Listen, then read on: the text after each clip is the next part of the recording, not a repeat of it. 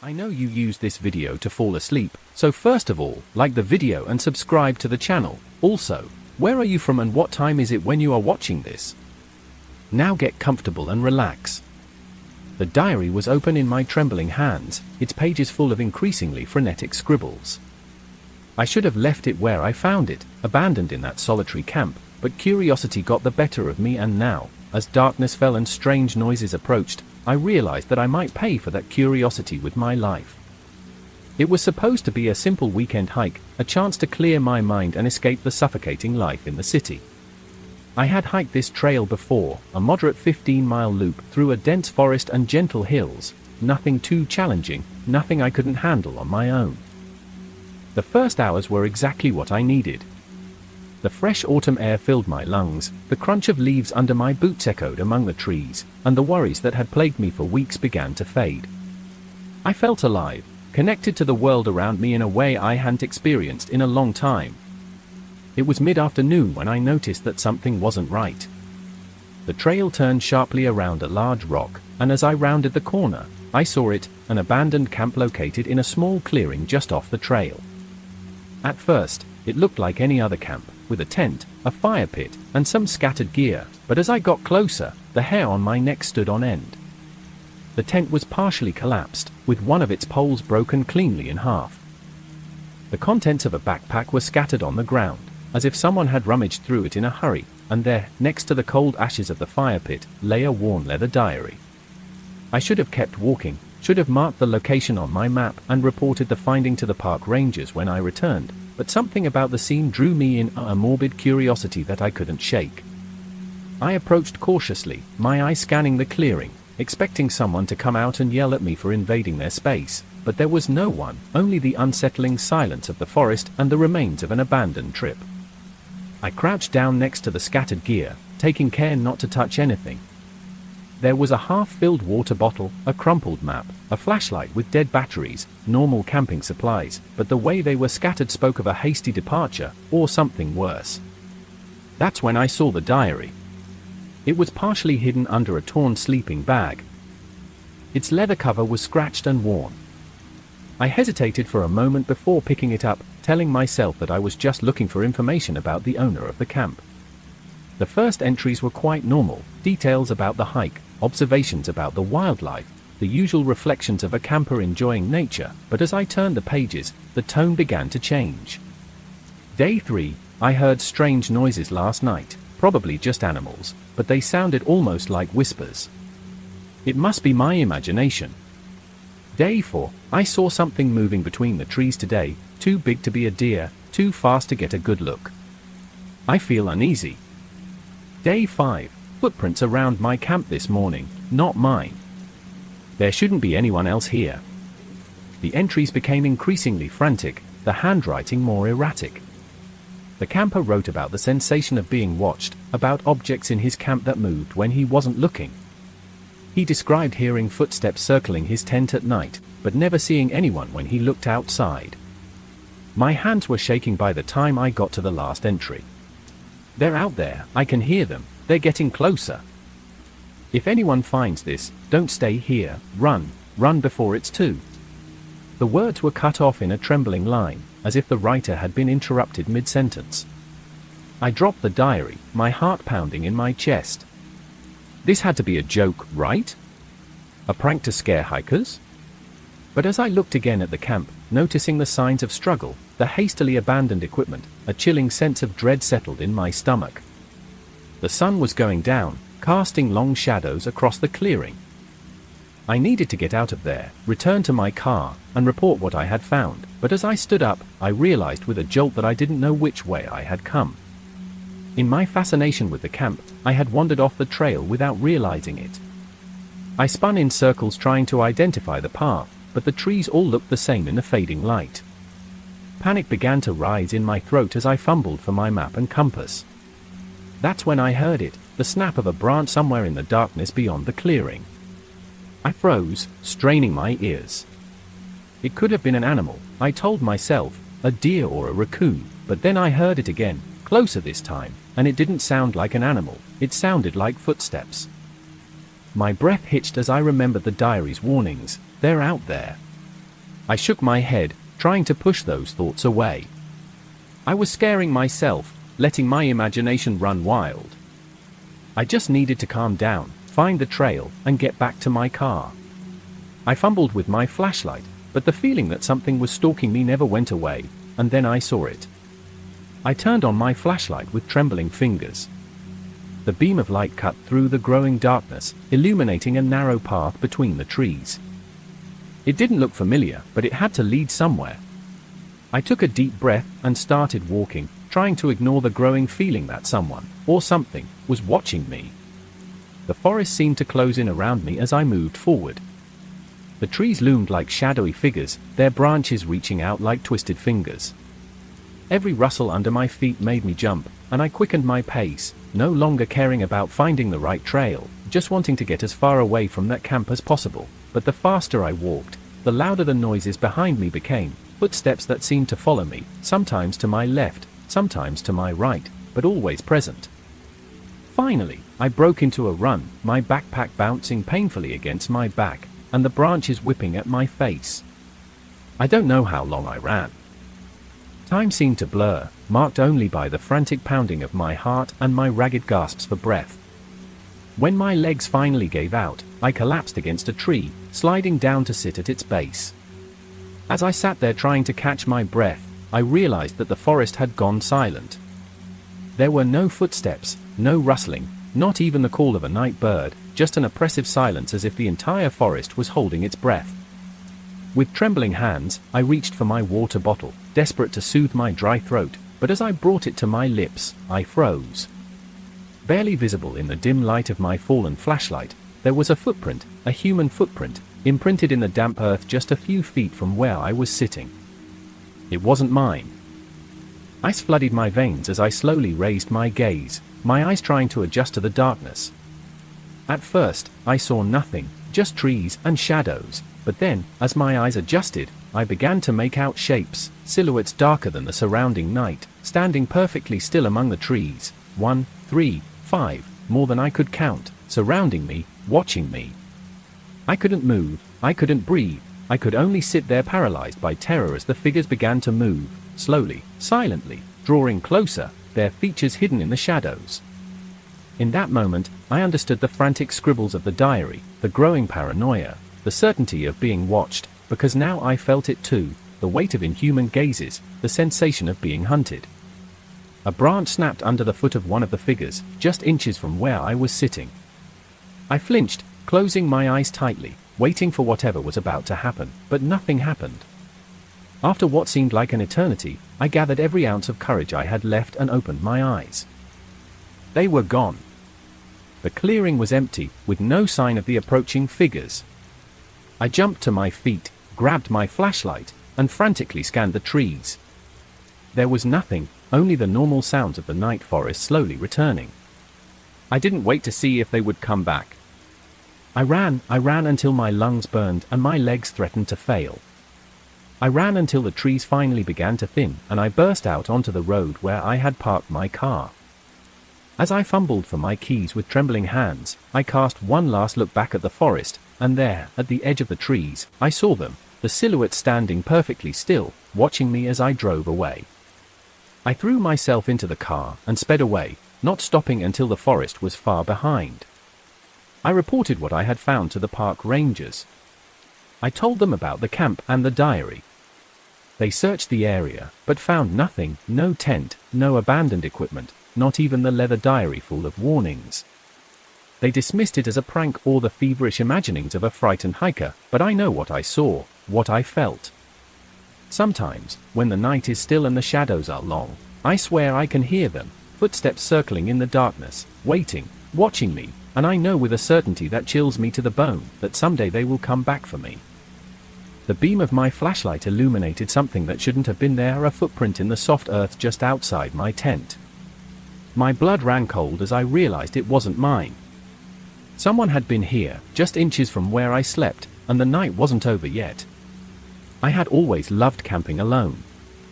There is something about being completely alone in nature that recharges my soul. I love the solitude, the connection with the environment, the challenge of relying only on myself. It's addictive, so when I had a few days off from work, I didn't hesitate to pack my gear and head to my favorite spot in the national forest. It was a remote area about 5 miles from the nearest road. Not many people ventured that far, which was precisely what I liked. I arrived in the afternoon, with the sun still high enough to warm my face as I set up my camp. The spot was perfect, a small clearing next to a murmuring stream, surrounded by tall pines that whispered in the wind. I followed my usual routine, set up my tent, gathered firewood, and prepared my cooking gear. As the sun began to sink behind the tree line, I lit a fire and heated up some dinner.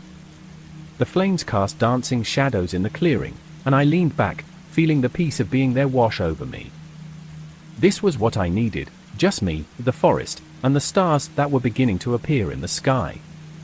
After dinner, I decided to take a short walk. The nearly full moon provided enough light to walk without a flashlight, and I wanted to soak in the night forest. The sounds changed as night fell. The daytime birds gave way to the hooting of owls and the rustling of nocturnal creatures moving among the bushes. I took a deep breath, letting the fresh air fill my lungs. I felt more relaxed than I had in months. I returned to my camp after about an hour.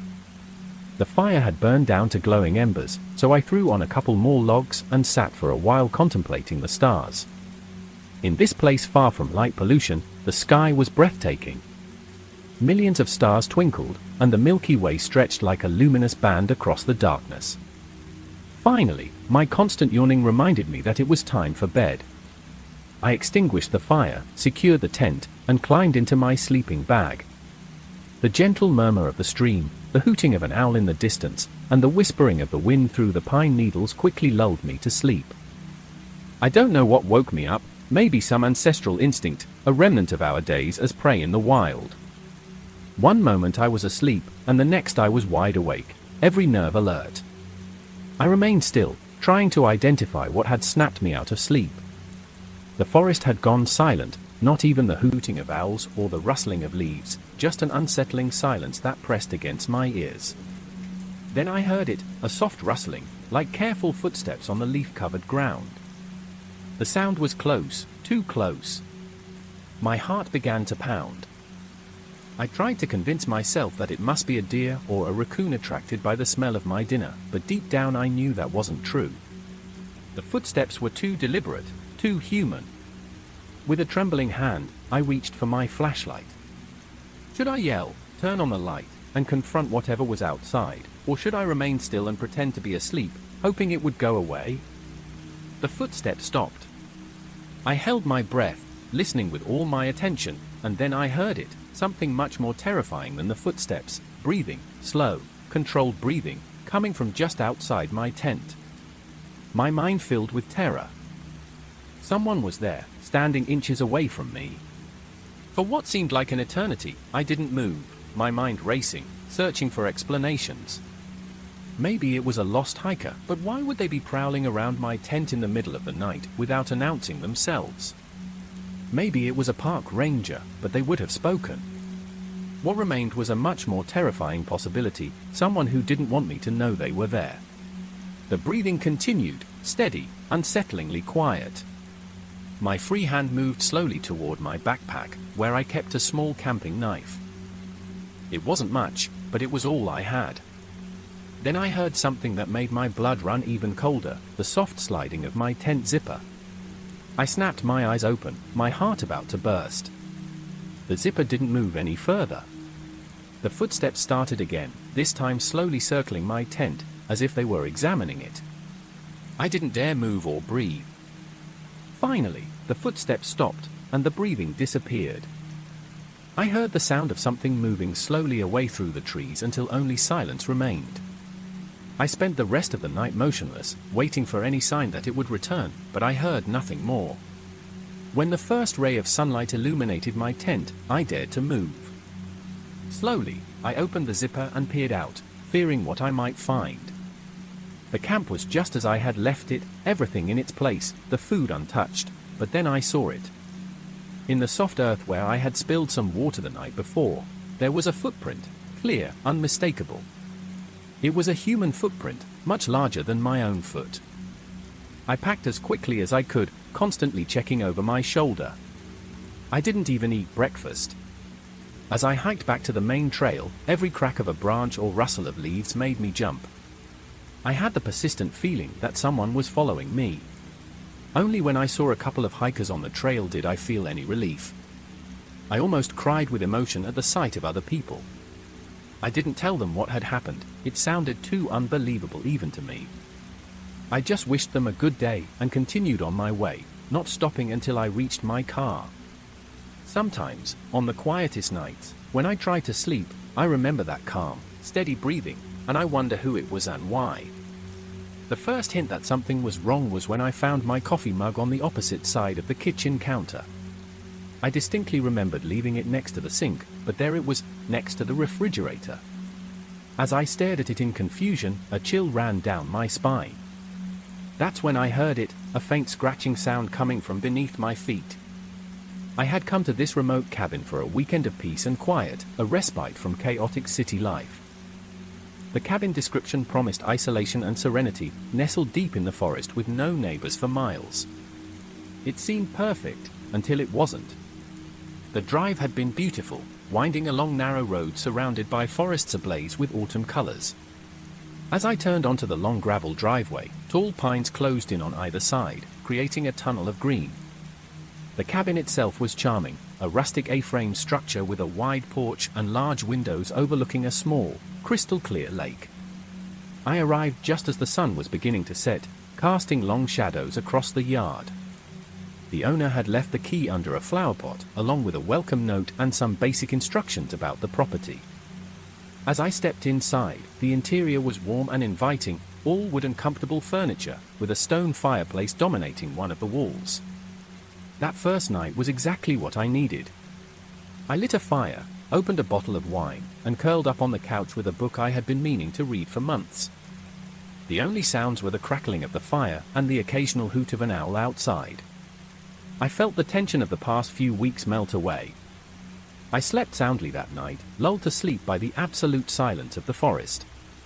The next morning, I woke to sunlight streaming through the windows. I felt refreshed in a way I hadn't experienced in years.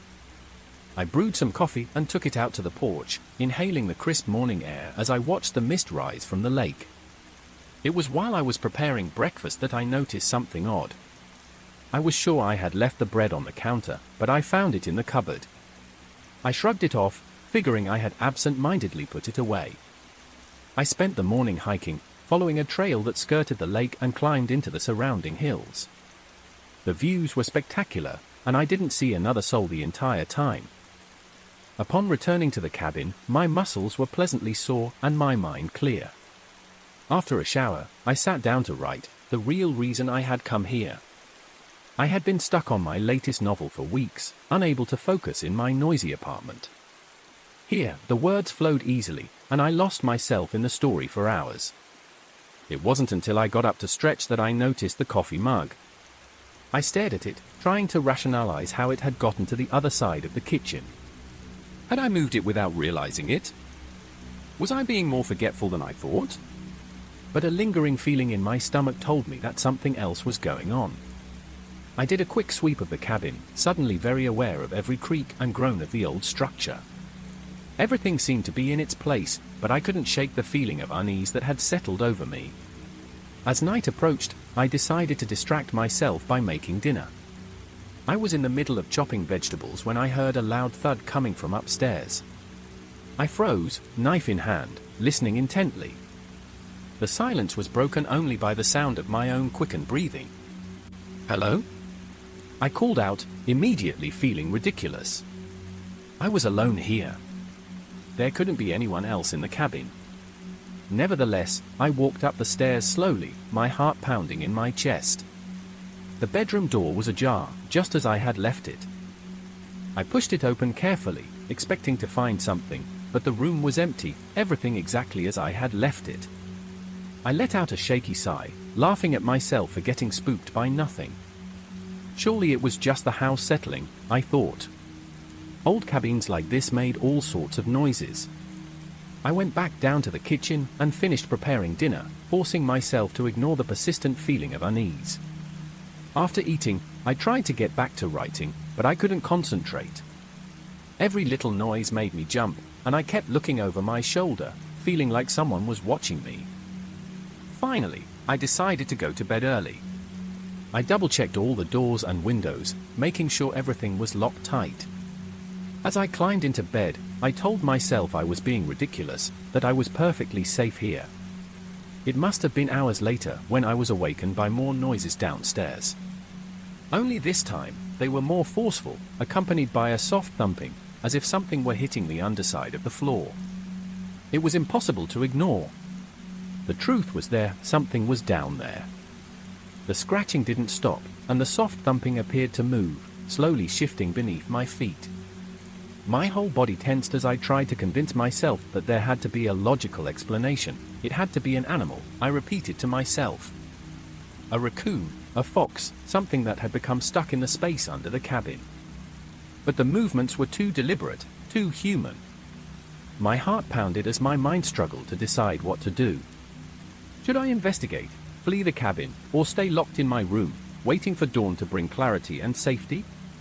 The scratching and thumping seemed to follow me as I walked toward the bedroom door, as if the thing beneath the floor knew exactly where I was.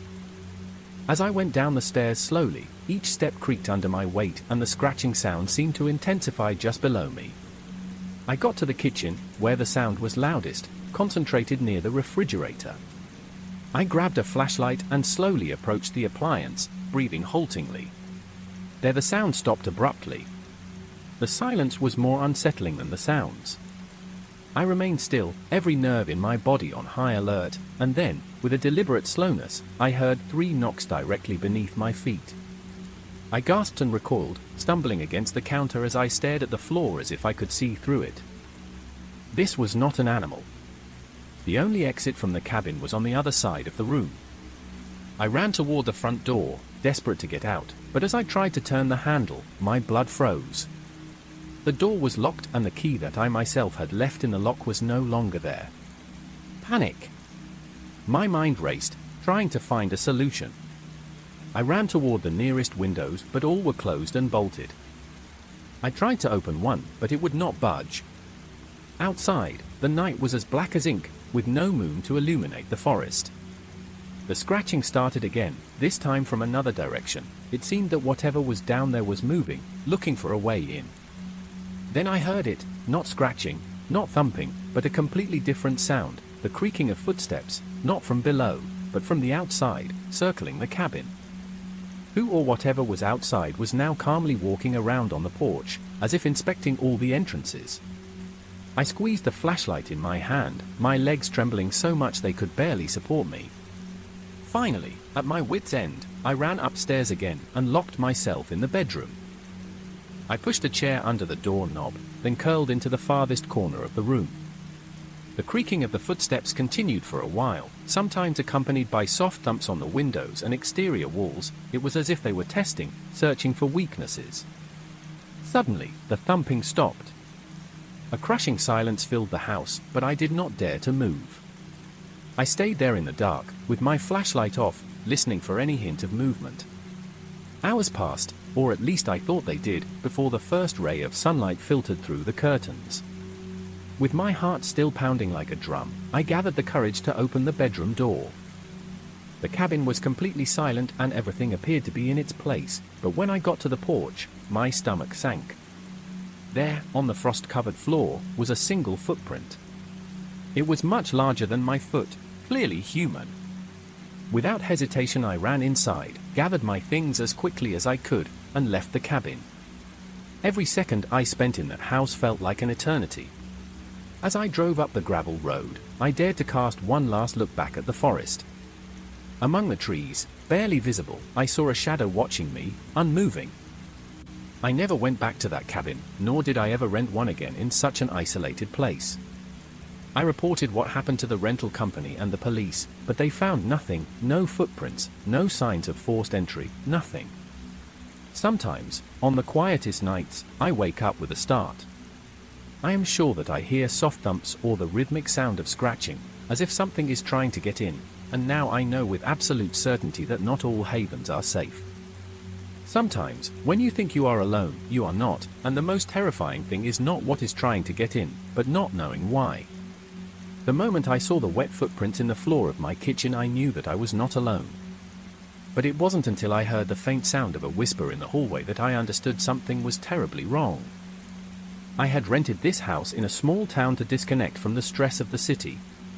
It was an old house, charming in its own way, with wooden walls, high ceilings, and windows that offered views of the surrounding forest. From the first moment, I was attracted by its tranquility. The first week was everything I had hoped for: walks along lonely trails, afternoons reading on the porch, and nights of deep sleep under a sky full of stars. But just when I began to feel that this place was my sanctuary, things began to change. It all started subtly: objects that were not where I had left them. A glass in the sink that appeared on the table. A chair slightly displaced from the dining room. I thought I was simply forgetting things, until I noticed something that I couldn't explain. One morning as I was preparing coffee, I saw wet footprints on the kitchen floor. They were small, like those of a barefoot child, but I lived alone and it hadn't rained the previous night. My first reaction was logical: maybe there was a water leak. I checked the pipe under the sink, but everything was in perfect condition. I cleaned the footprints, trying not to think too much about it, but that same night something woke me up. A soft rhythmic sound, like someone was walking through the hallway of the house.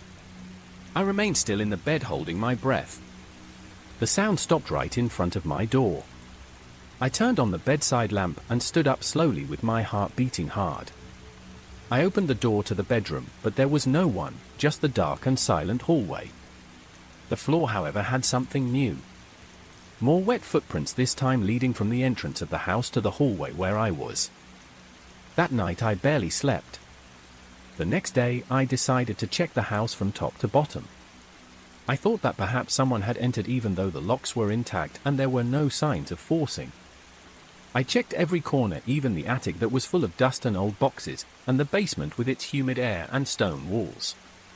I didn't find anything, but as I was checking the attic, something caught my attention: an old photo album among the boxes.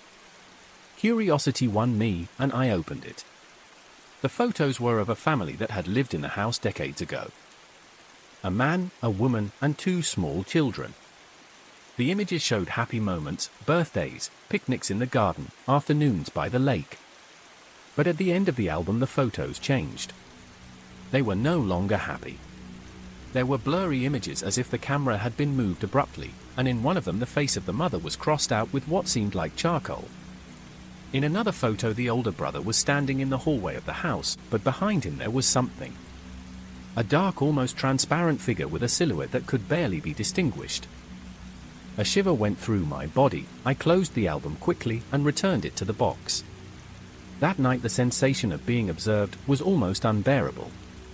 Even with all the lights in the house on, the shadows seemed to move in the corners of my vision. I went to bed early, but it didn't take long to wake up again. This time it wasn't a noise what woke me up, but a sensation: cold, as if someone had opened a window in the middle of winter. I looked toward the foot of my bed and I saw it. A figure. It was short, barely the height of a child. Its body was translucent, as if it were made of mist, but its eyes were dark, empty, and fixed on me. I wanted to scream, but my voice wouldn't come out. My body was paralyzed. The figure approached slowly. Its steps didn't make noise, but I could feel the weight of each movement. When it was close enough, it spoke. "Why are you here?" Its voice was a whisper, but it had a strange echo, as if it came from somewhere far away. I just rented the house," I managed to say with a dry throat. The figure tilted its head as if it were studying me. "You have to leave." And as if my muscles had recovered mobility, I jumped out of bed. I ran toward the hallway, my mind blank except for one idea: get out of that house. But as I ran towards the main door, I saw something that stopped me cold. The wet footprints were there again. This time starting from my room and extending toward the basement. The figure appeared behind me, now closer. "You have to see what we did." The air became unbearably cold, and although every fiber of my being screamed to get out of the house, something forced me to go down the stairs to the basement. The basement was dark and damp. The smell of wet earth was stronger than ever. I turned on the flashlight of my phone and the light fell on something that left me breathless.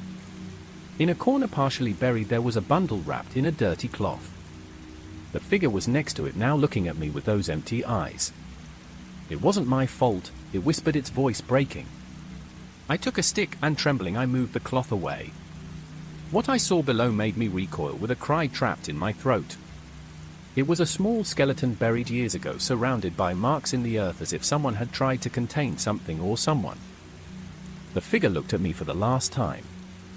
"They are here." The air around me exploded in whispers, in distorted laughter, in words that I couldn't understand. The lights on my phone flickered and went out. I ran. I don't remember how I got out of the house, nor how long I ran through the forest. When I finally found the road, my body was covered in cuts and scratches. The police investigated after I told them what I saw. They found the skeleton, but they couldn't explain who it was or how it had ended up there.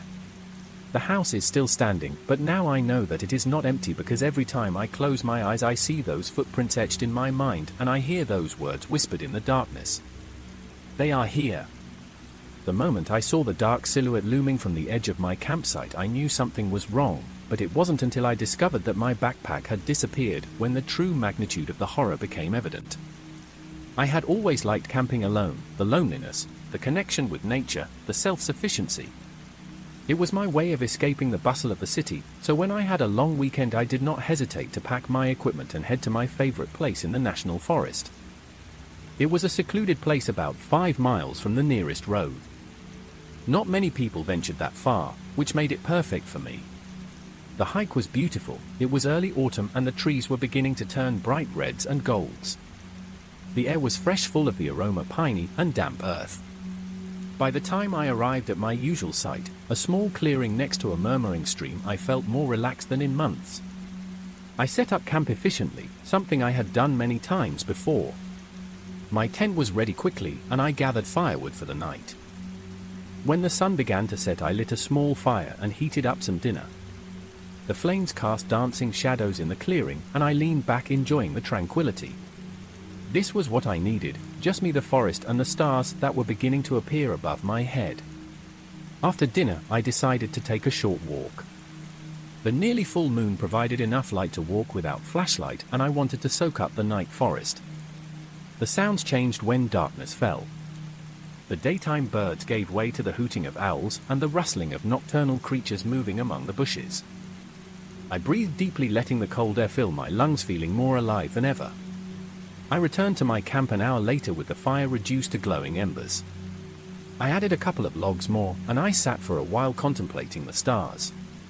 The sky, far from any light pollution, was impressive. Millions of stars shone, and the Milky Way stretched like a luminous band through the darkness. Finally, tiredness overcame me.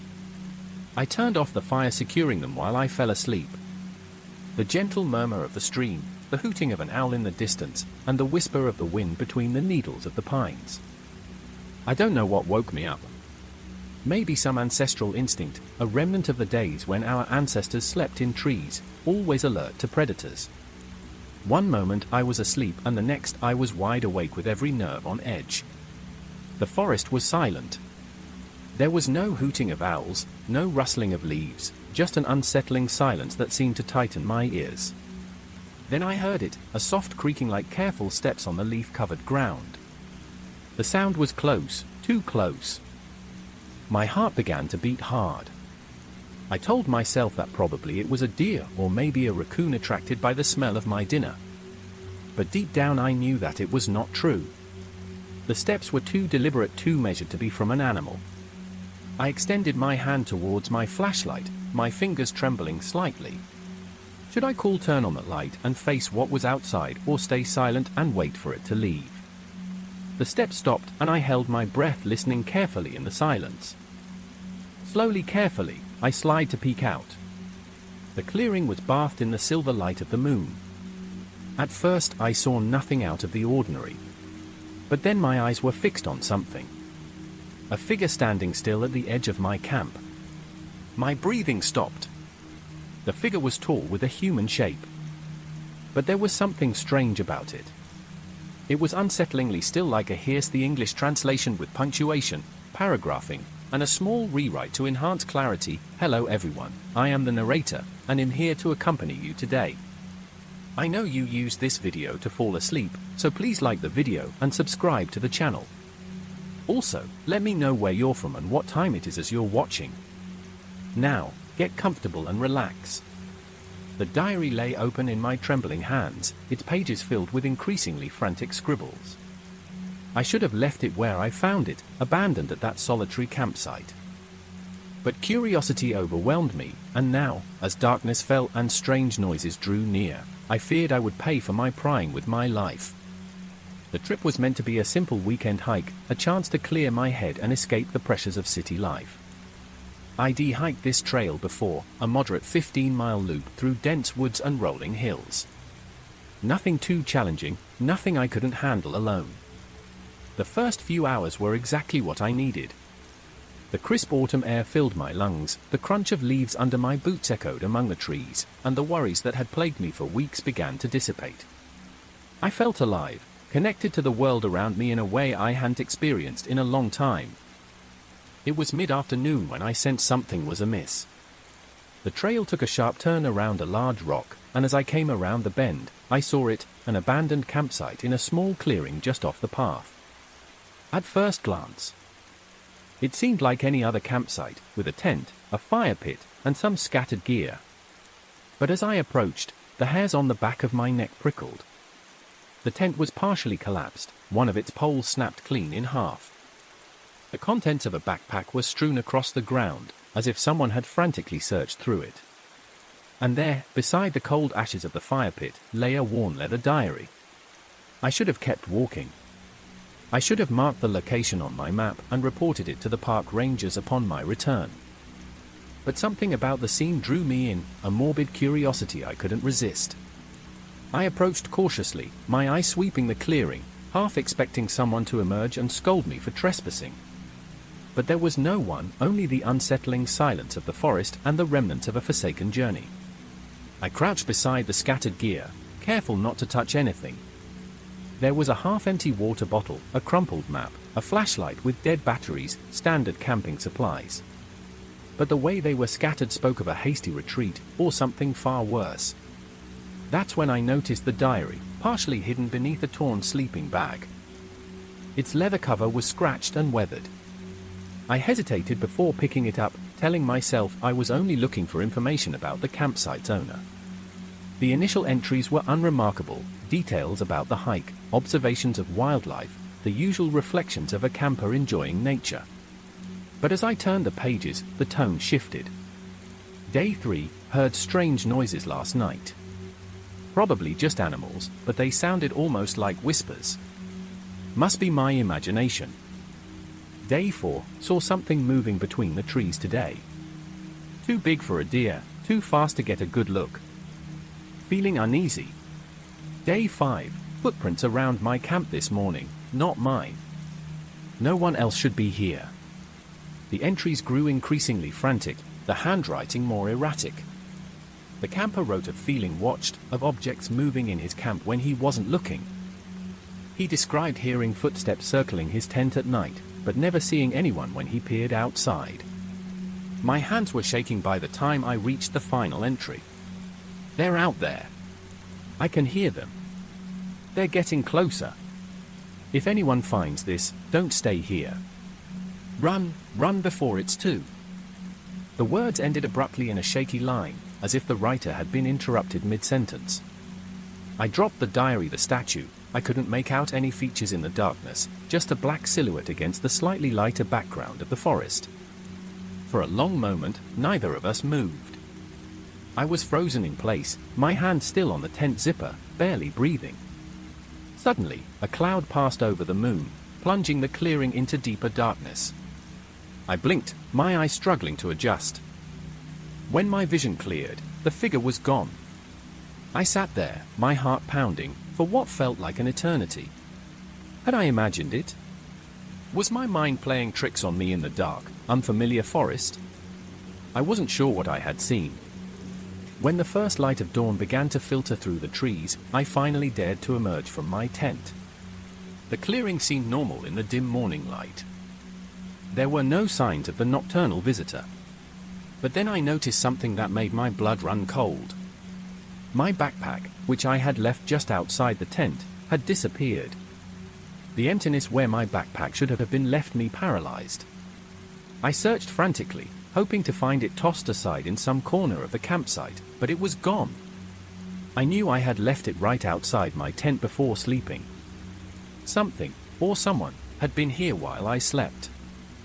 I tried to convince myself it was an animal, perhaps a raccoon had dragged the backpack away in search of food. The thought offered some comfort, even though I knew it didn't make much sense. Inside that backpack were my phone, my keys, my map, my compass, and my food, everything I needed to get out of this place. I looked around more carefully, searching for footprints or tracks, and there they were, clear, human footprints imprinted in the damp earth of the clearing. Fear coiled in my chest. The footprints led into the forest, toward the direction in which I had seen the figure the night before. I took a deep breath, trying to calm down. I told myself the best thing to do was collect what remained of my camp and follow the trail back to my car. Without my backpack, I would have to navigate using only my memory and the sun, but there was still hope of getting out of this place before nightfall. I decided to search for the backpack. I didn't want to, but I couldn't help it. If there was even a slim chance of recovering it, I had to try. I followed the footprints cautiously, venturing into the forest. The trees closed in around me, and the shadows lengthened with each step. The air was cold, and the only sound was the crunching of leaves under my boots. I walked for a few minutes until the footprints stopped.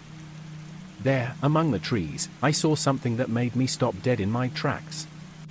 My backpack was there, hanging from a low branch, as if someone had intentionally placed it. For a moment, hope mingled with fear. Slowly, I approached, looking around. Everything was silent. I grabbed the backpack and quickly checked inside. Everything seemed to be there, but something made me hesitate. The way it had been hung, like a trap waiting for me to find it, was too strange. Then I heard it, a rustling behind me, so close that I felt the air move. I whirled around quickly, the backpack in my hand, but there was no one there. The forest was empty, but that rustling hadn't been my imagination. Suddenly, I saw it, a dark figure among the trees, almost hidden in the shadows. It was the same man from the night before, standing motionless, watching me. His face was partially hidden by the shadow of the branches, but his eyes gleamed with an intensity that chilled me to the bone. "What do you want?" I shouted, my voice trembling. He didn't respond, just stood there, observing me. Then he took a step forward. It was enough to break the spell. I spun on my heels and ran. I didn't know where I was going, I only knew that I had to get away from him. As I ran, I could hear the sound of footsteps behind me. They weren't hurried, but they were constant. He was following me, keeping his distance, but making sure I knew he was there. The trees flashed by, branches hitting my face, roots threatening to trip me. My breathing was a constant gasp, my legs burned, but I couldn't stop. Finally, I stumbled on a root and fell face first to the ground. The impact stunned me, and for a moment, everything was silent. I looked around, searching for signs of my pursuer, but I saw nothing, only the tall, dark, silent trees. I got up, staggering. Music, it was a strange symbol carved into the bark, as if someone had done it with a knife. It looked like a spiral surrounded by small dots, like a strange map. Before I could process it, I heard it again, the footsteps. Slowly, I turned my head toward the sound, and I saw him again.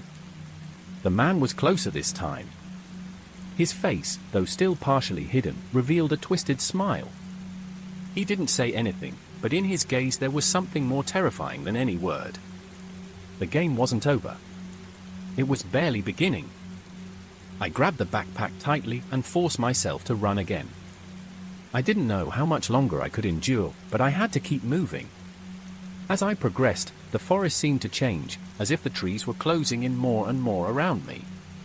Every time I thought I was getting away from him, the footsteps would reappear, always following me, always constant. Finally, I saw something that gave me a glimmer of hope, a light. It was faint and flickering, like a lantern in the distance. I headed toward it, my last hope of escaping this infernal labyrinth. When I arrived, I found myself in a small clearing. In it was a cabin. It looked abandoned, old, and covered in moss, but the light came from within. I had no choice. I advanced toward the door, my steps slow and fearful, as the sounds of the forest seemed to fade away. The cabin wasn't the refuge I had hoped for. I approached the cabin, each step heavier than the last. The flickering light from inside cast erratic shadows through the broken windows.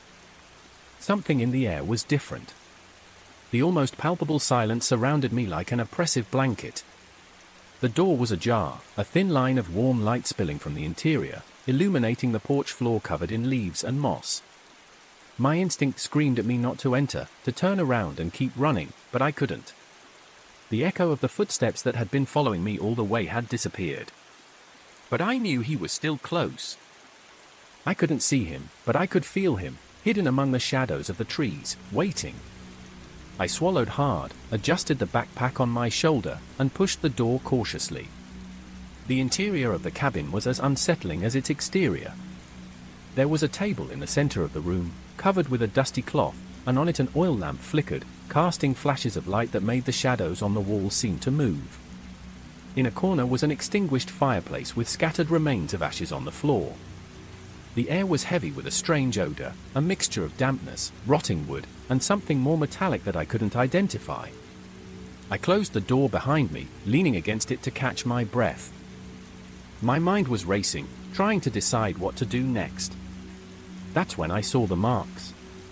The same spirals I had seen carved into the tree appeared here, engraved on the walls and the floor. Some were large and surrounded by irregular lines, others were small, almost imperceptible.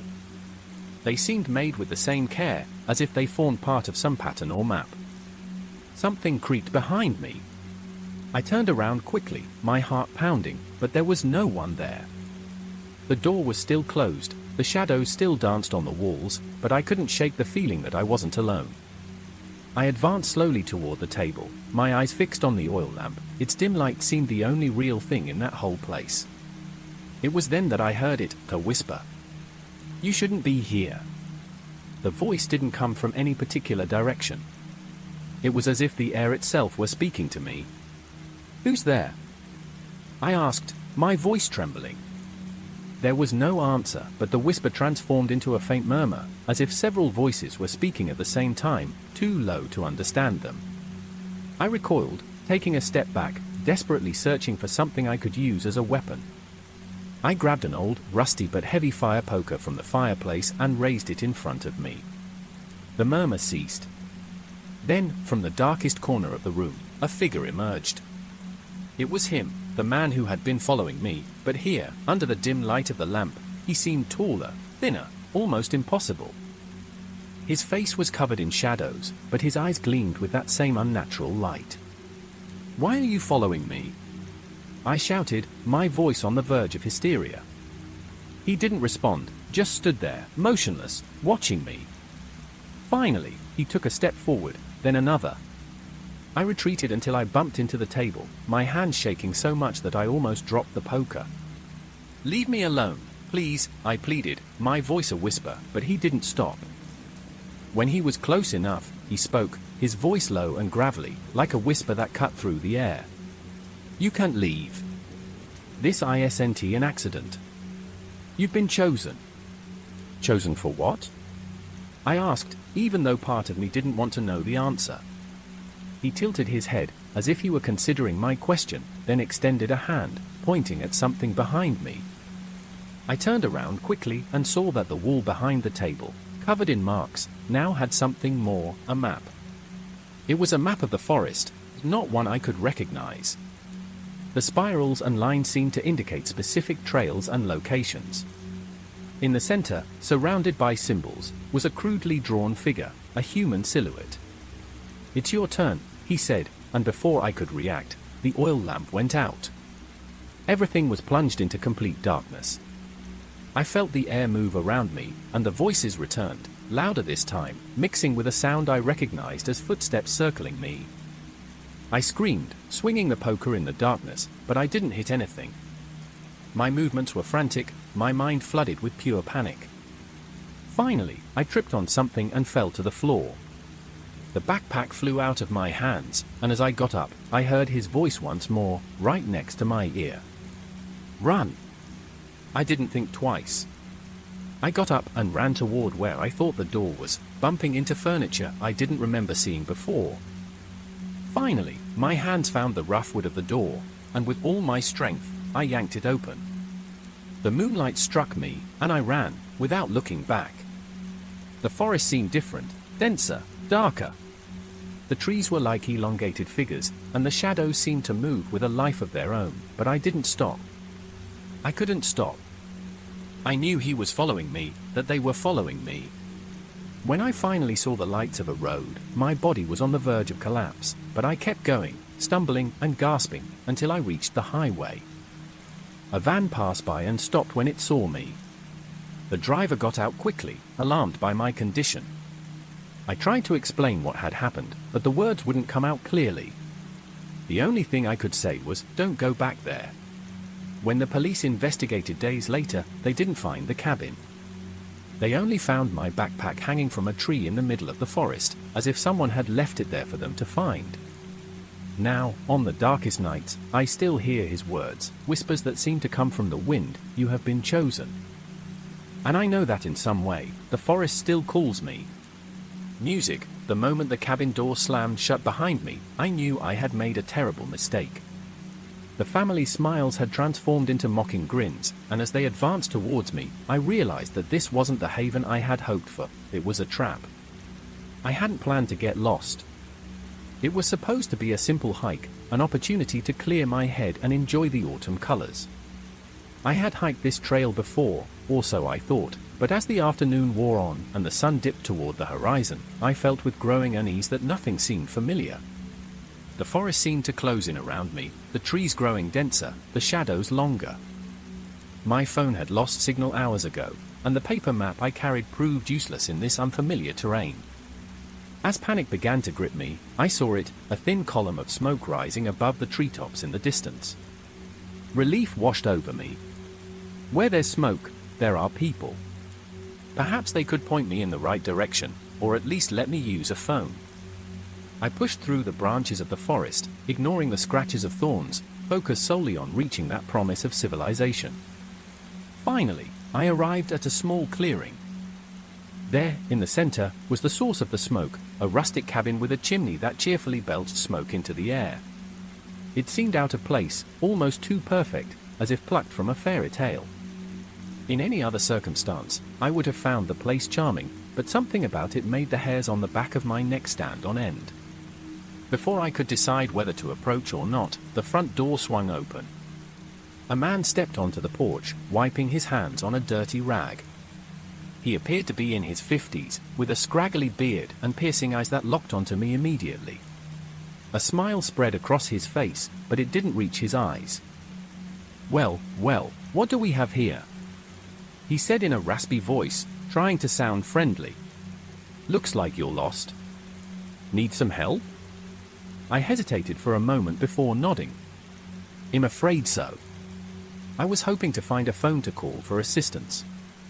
The man's smile widened. "No phone service out here, missy, but come on in.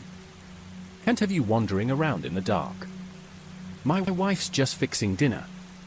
Every instinct in my body screamed at me to run, to get away from this place as fast as I could, but the sun had almost set, and I had no idea where to go. What choice did I have? I followed the man inside the cabin. The warm air was a stark contrast to the cold outside. The interior was cluttered and dimly lit, with mismatched furniture and walls covered in animal hides. A fireplace crackled in the hearth, casting flickering shadows throughout the room. A woman stood by the stove, stirring something in a large pot. She turned as we entered, her face wrinkled and her hair pulled back in a severe bun.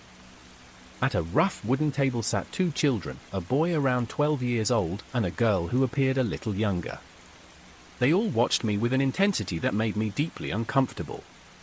"Look what I found, Mabel," the man said, placing a heavy hand on my shoulder. "A lost hiker." I told her she could stay the night. Mabel's eyes narrowed as she examined me. "Did you, Jeb?" "Well, I suppose that's all right. We love having visitors, don't we, children?" The children nodded silently, not taking their eyes off me. "I really appreciate your hospitality," I said, trying to hide the tremor in my voice.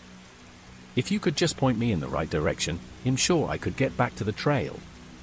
"Nonsense," Jeb interrupted, steering me towards a chair. "It's far too dark already.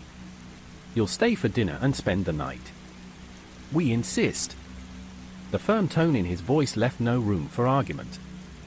I found myself sitting at the table, facing a bowl of stew.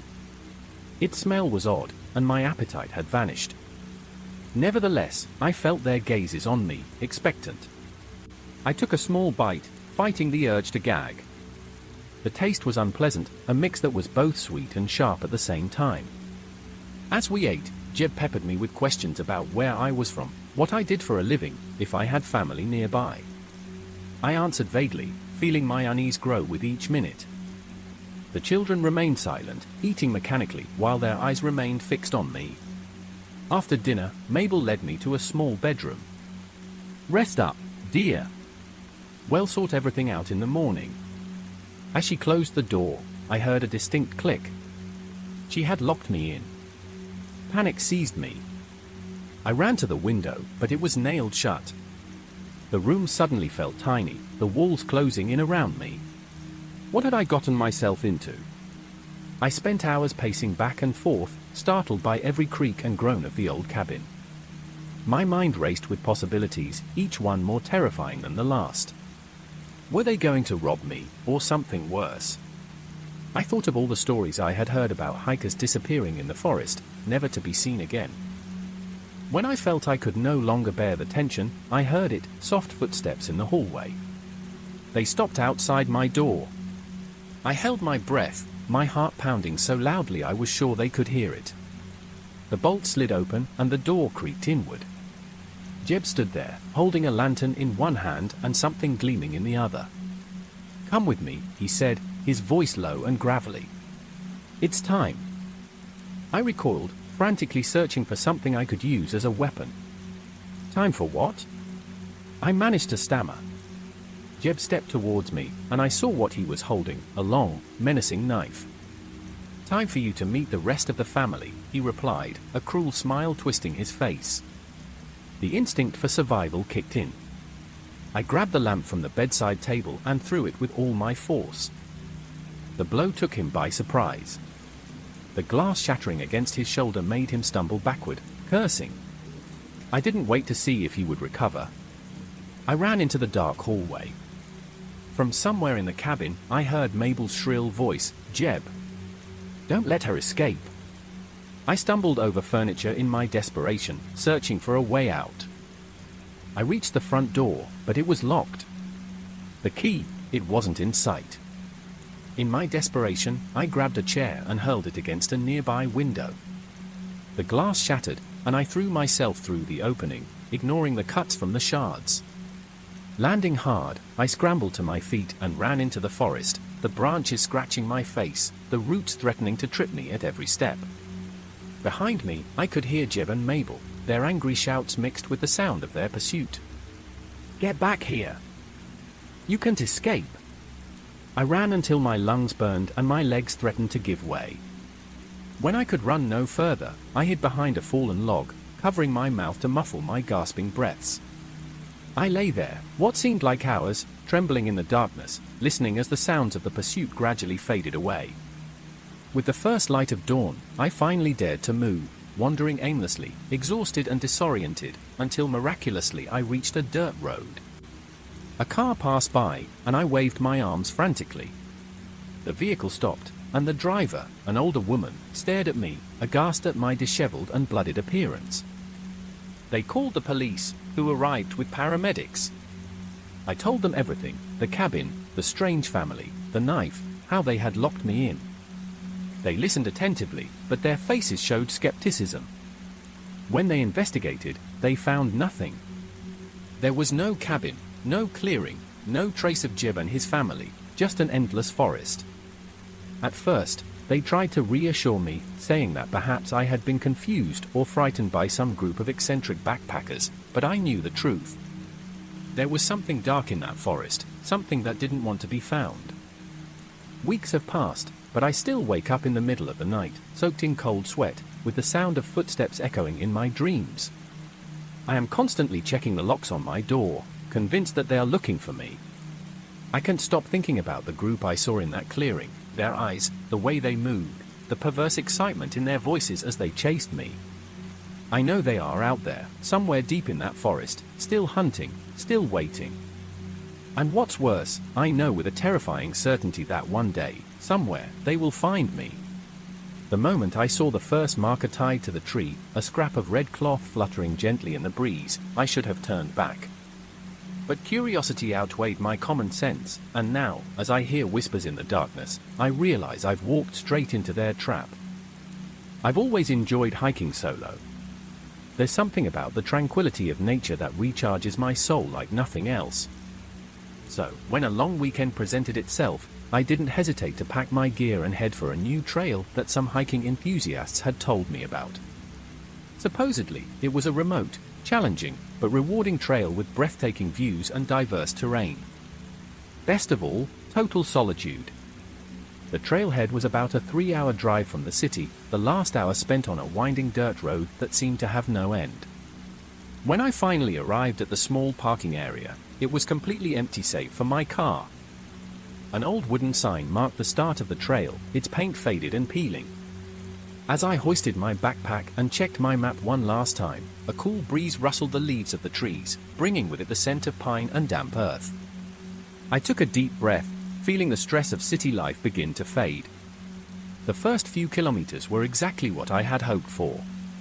The trail snaked through a dense forest, occasionally opening up to offer stunning vistas of mist-shrouded mountains. The only sounds were the crunching of my boots on the ground and the occasional call of birds high in the canopy. I felt more at peace than I had been in months. It was around midday when I decided to take a break. I found a fallen log beside the trail and sat down, pulling out my water bottle and a granola bar. While I enjoyed the tranquility of the moment, something caught my attention. At first, I thought it was trash, which angered me, but it wasn't uncommon to find litter even in protected areas. However, when I looked closer, I realized it was a piece of red cloth tied around the trunk of a tree. I frowned, wondering what it meant.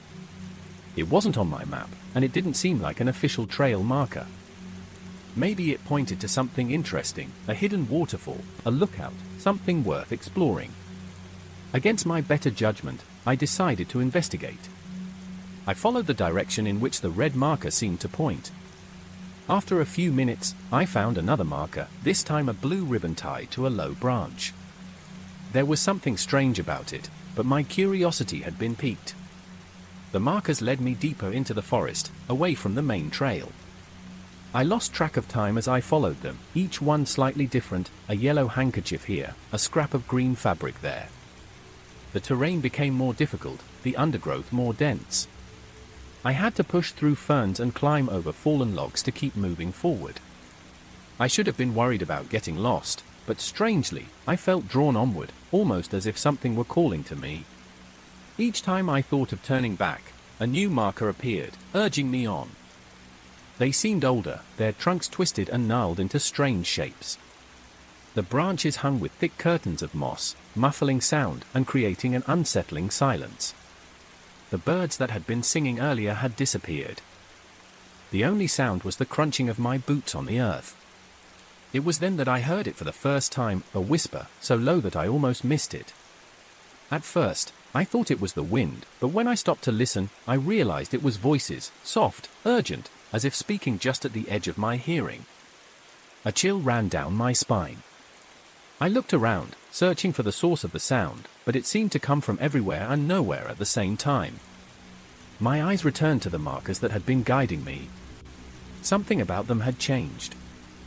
They were no longer pieces of colorful fabric, now they were more macabre things, human teeth hanging from threads, small bones tied with worn twine. A knot of panic formed in my stomach. I stopped following the markers and decided to retrace my steps, but nothing seemed familiar. The forest had changed.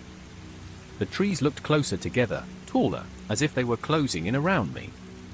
The sensation of being watched was unbearable. Every shadow between the trunks seemed to contain invisible eyes. Every rustle of the ground behind me made my heart leap. The whispers didn't stop. They were stronger now, and although I still couldn't understand what they were saying, the tone had changed. They were no longer soft and urgent, now they were insistent, almost angry. The sun began to set, darkness enveloping the forest, transforming it into an oppressive labyrinth. I tried to use my flashlight, but its dim beam seemed barely to pierce the gloom. I was walking fast, almost running, but I couldn't get my bearings. It was then that I heard something that froze my blood, not whispers this time, but a loud rustling, footsteps, not of a small animal, but of something large. I spun on my heels, focusing my flashlight in the direction of the sound. Nothing. Only motionless trees and deep shadows. But I knew there was something there. "Is anyone there?" I asked, my voice trembling. The whispers intensified, forming a kind of chorus that surrounded me. A movement in my peripheral vision made me spin my flashlight around. For an instant, I thought I saw a tall, thin figure slipping behind a tree. I took off running, panic seizing me. I don't know how long I ran. My breathing was ragged, and my legs burned with effort. But something was following me. I could feel it behind me, its heavy footsteps, the cracking of branches, a sound that might have been laughter, but was too high-pitched, too inhuman. The idea of stopping never even crossed my mind. I moved forward blindly, my feet stumbling on roots and my flashlight moving wildly, projecting distorted shadows in all directions. Finally, I saw something that gave me a glimmer of hope, a small light flickering in the far away. It was weak, but it was there. I ran towards it, ignoring the pain in my body. The light turned out to be a dilapidated cabin covered in moss, but with an oil lamp lit in the window. I banged on the door with all my might, screaming for help. The door flew open and an older man appeared in the doorway. His face was wrinkled, his eyes alert. Before I could say anything, he grabbed my arm and pulled me into the cabin, slamming the door shut. "You shouldn't have followed the markers," his voice said, grave and full of reproach. "What's going on?" I said, barely able to form words. The man gave me a look that spoke of deep knowledge and a latent fear. "You have crossed into their territory. They don't want you to leave." Before I could ask who they were, the ground trembled slightly and the whispers outside intensified. The man turned off the oil lamp and motioned for me to be quiet. We stood there in the dark while something heavy crawled around the cabin. I heard scratches on the walls, banging on the windows, but I never looked. After what felt like an eternity, the noise ceased. The man lit the lamp again, his face pale and tired. "There is no easy way out," his voice was barely a whisper, "but if we run at dawn, maybe we'll have a chance." The rest of the night passed in tense silence. I barely breathed, waiting for the first ray of sunlight. When it finally arrived, the man guided me out of the cabin, never letting go of my hand as we ran through the forest, following a path that he seemed to know well, never looking back even once. When we finally reached a gravel road where my car awaited me miraculously intact, I collapsed, sobbing with relief. The man looked at me with a somber expression. "Never come back," he said. "Next time, they won't let you go." I never hiked alone again. The whispers in the dark haunt me even now in the safety of my apartment. Sometimes I think I see those markers in dreams, the bright colors transforming into bones and teeth. Because now I know that in the deepest corners of the forest there are things that do not belong to this world, things that call you with curiosity but trap you with hunger. The moment I saw the silhouette standing at the edge of my campsite, still and watching, I knew that this solo camping trip had taken a terrifying turn. But it wasn't until I noticed that my backpack was missing that I understood the true horror of my situation. I had always loved camping alone. There is something in the solitude and the self-sufficiency that I find deeply satisfying. So when I had a long weekend, I didn't hesitate to pack my gear and head to my favorite spot in the national forest. It was a secluded area about 5 miles from the nearest road. Not many people ventured that far, which was exactly what I liked. The hike to the campsite was beautiful. It was early autumn and the trees were beginning to change, dotting the forest with bright reds and golds. The air was crisp and clean, filled with the aroma of pine and damp earth. By the time I reached my usual spot, a small clearing next to a murmuring stream, I felt more relaxed than I had in months. I set up camp quickly, something I had done many times before. My tent was ready in no time and I gathered firewood for the night. As the sun began to set, I lit a small campfire and heated up some dinner. The flames cast dancing shadows on the clearing and I lay back feeling the tranquility wash over me. This was just what I needed, just me, the forest and the stars that were beginning to appear overhead. After dinner, I decided to take a short walk. The almost full moon provided enough light to walk without a flashlight and I wanted to enjoy the nocturnal forest. The sounds changed when darkness fell, the daytime birds giving way to the hooting of owls and the rustling of nocturnal creatures moving among the bushes. I took a deep breath, letting the cool air fill my lungs. I returned to my campsite an hour later, with the campfire reduced to glowing embers. I added a couple more logs and sat for a while contemplating the stars. The sky, far from any light pollution, was breathtaking. Millions of stars shone, and the Milky Way stretched like a luminous band across the darkness. Finally, weariness took over me. I put out the campfire, made sure, music, Anya, and the whisper of the wind among the pine needles. I don't know what woke me up, perhaps some ancestral instinct, a remnant of the days when our ancestors slept in trees, always alert to predators. One moment I was asleep and the next I was wide awake with every nerve on edge. I remained still, trying to identify what had woken me. The forest was silent. There was no hooting of owls or rustling of leaves, just an unsettling silence that seemed to press against my ears. Then I heard it, a soft crunch like careful footsteps on the leaf-covered ground. The sound was close, too close. My heart began to beat hard. I told myself that it was probably a deer or maybe a raccoon attracted by the smell of my dinner. But deep down I knew that wasn't true. The footsteps were too deliberate, too measured to be from an animal. I reached for my flashlight, my fingers trembling slightly. Should I call out, turn on the light and face whatever was outside, or stay silent and hope it would go away? The footsteps stopped and I held my breath, listening intently. In the silence, slowly, carefully I slid open the zipper just enough to peek out. The clearing was bathed in the silver light of the moon. At first I didn't see anything out of the ordinary, but then my eyes landed on it, a figure standing still at the edge of my campsite. My breath caught. The figure was tall, with a human shape, but there was something strange about it. It was unnervingly still, like a statue. I couldn't make out any features in the darkness, just a black silhouette against the slightly lighter background of the forest. For a long moment, neither of us moved.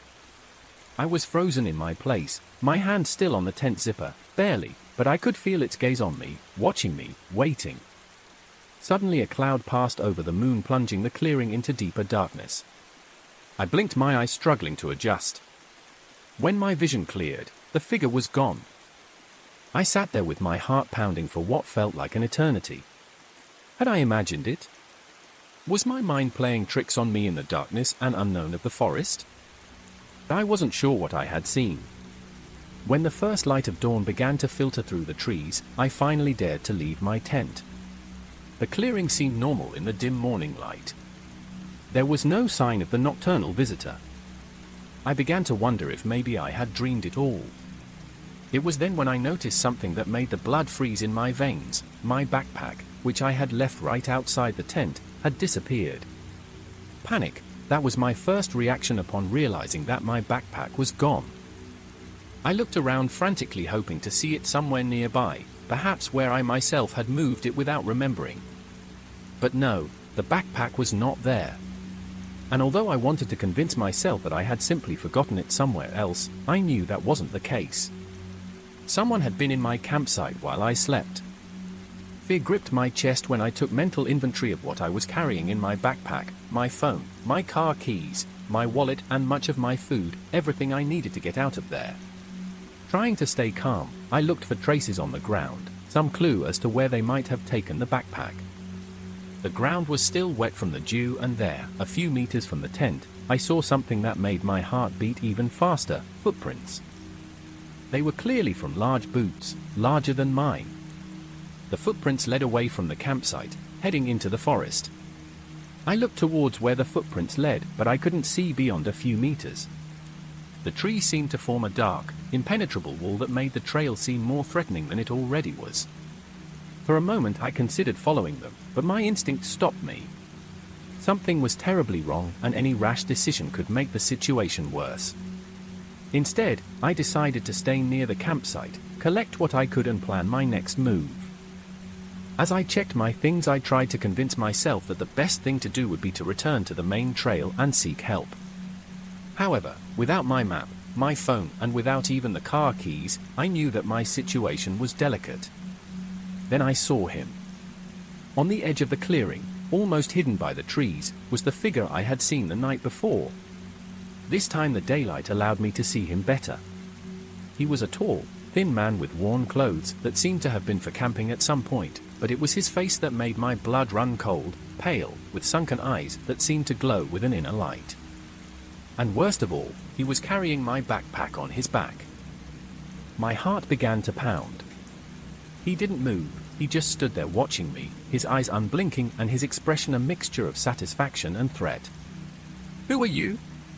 I managed to say, although my voice came out shaky. He didn't answer. Slowly, he raised a hand and pointed at something behind me. I turned quickly, but there was nothing there. When I looked back, he was gone. Now I was more terrified than ever. I had to get out of there. There was no doubt that this man was playing with me, and he had all the advantages. I quickly gathered the little that remained in the campsite: a bottle of water, a flashlight, and my pocket knife. It wasn't much, but it was all I had. I knew that if I didn't move soon, that man could return. I went into the forest trying to find my way back to the main trail. Without my map or my compass, I was practically blind, but I couldn't stay there waiting for him to return. The forest seemed darker, more closed in, even though the sun was already high. Every rustling of leaves, every movement in the bushes made my heart jump. I had the feeling that I wasn't alone, that someone was following me, watching me from the shadows. Then I heard it, footsteps behind me. I stopped dead in my tracks, holding my breath. The sound ceased. I started walking again, this time faster. The footsteps returned, louder, faster, following my pace. I couldn't take it anymore. I spun on my heels, holding my knife with trembling hands. "Leave me alone!" I shouted, my voice echoing in the forest, but there was no response. The silence was deafening. I kept moving forward, my legs trembling, but I didn't stop.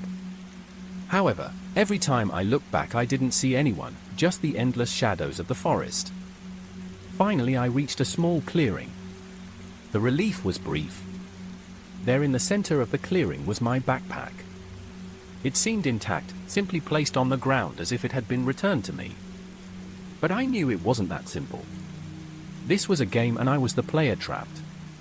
I looked around but didn't see anyone. I knew he was close, I could feel his eyes on me. Taking a step towards the backpack, I tried to stay calm. Maybe it was my only chance to recover what I needed to get out of that forest. But then, just as I was about to pick it up, a voice resonated from the trees. "Run!" It was a low whisper, almost as if the forest itself was speaking to me.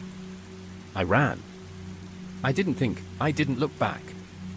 I grabbed the backpack and ran with all my might, ignoring the branches that scratched my face and the roots that tried to trap me. The sound of footsteps chasing me was deafening. I didn't know where I was going, only that I had to get away from that place. My mind repeated over and over the only word that mattered: run. I ran like never before in my life, driven solely by fear. The footsteps behind me were getting closer and intensifying, the crunching of dry leaves and broken branches echoing in my ears. I didn't dare to look back. The forest seemed endless, a labyrinth of trees that closed in around me. Every branch that hit my face, every root that almost made me fall, seemed like a trap, as if the forest itself was conspiring to stop me.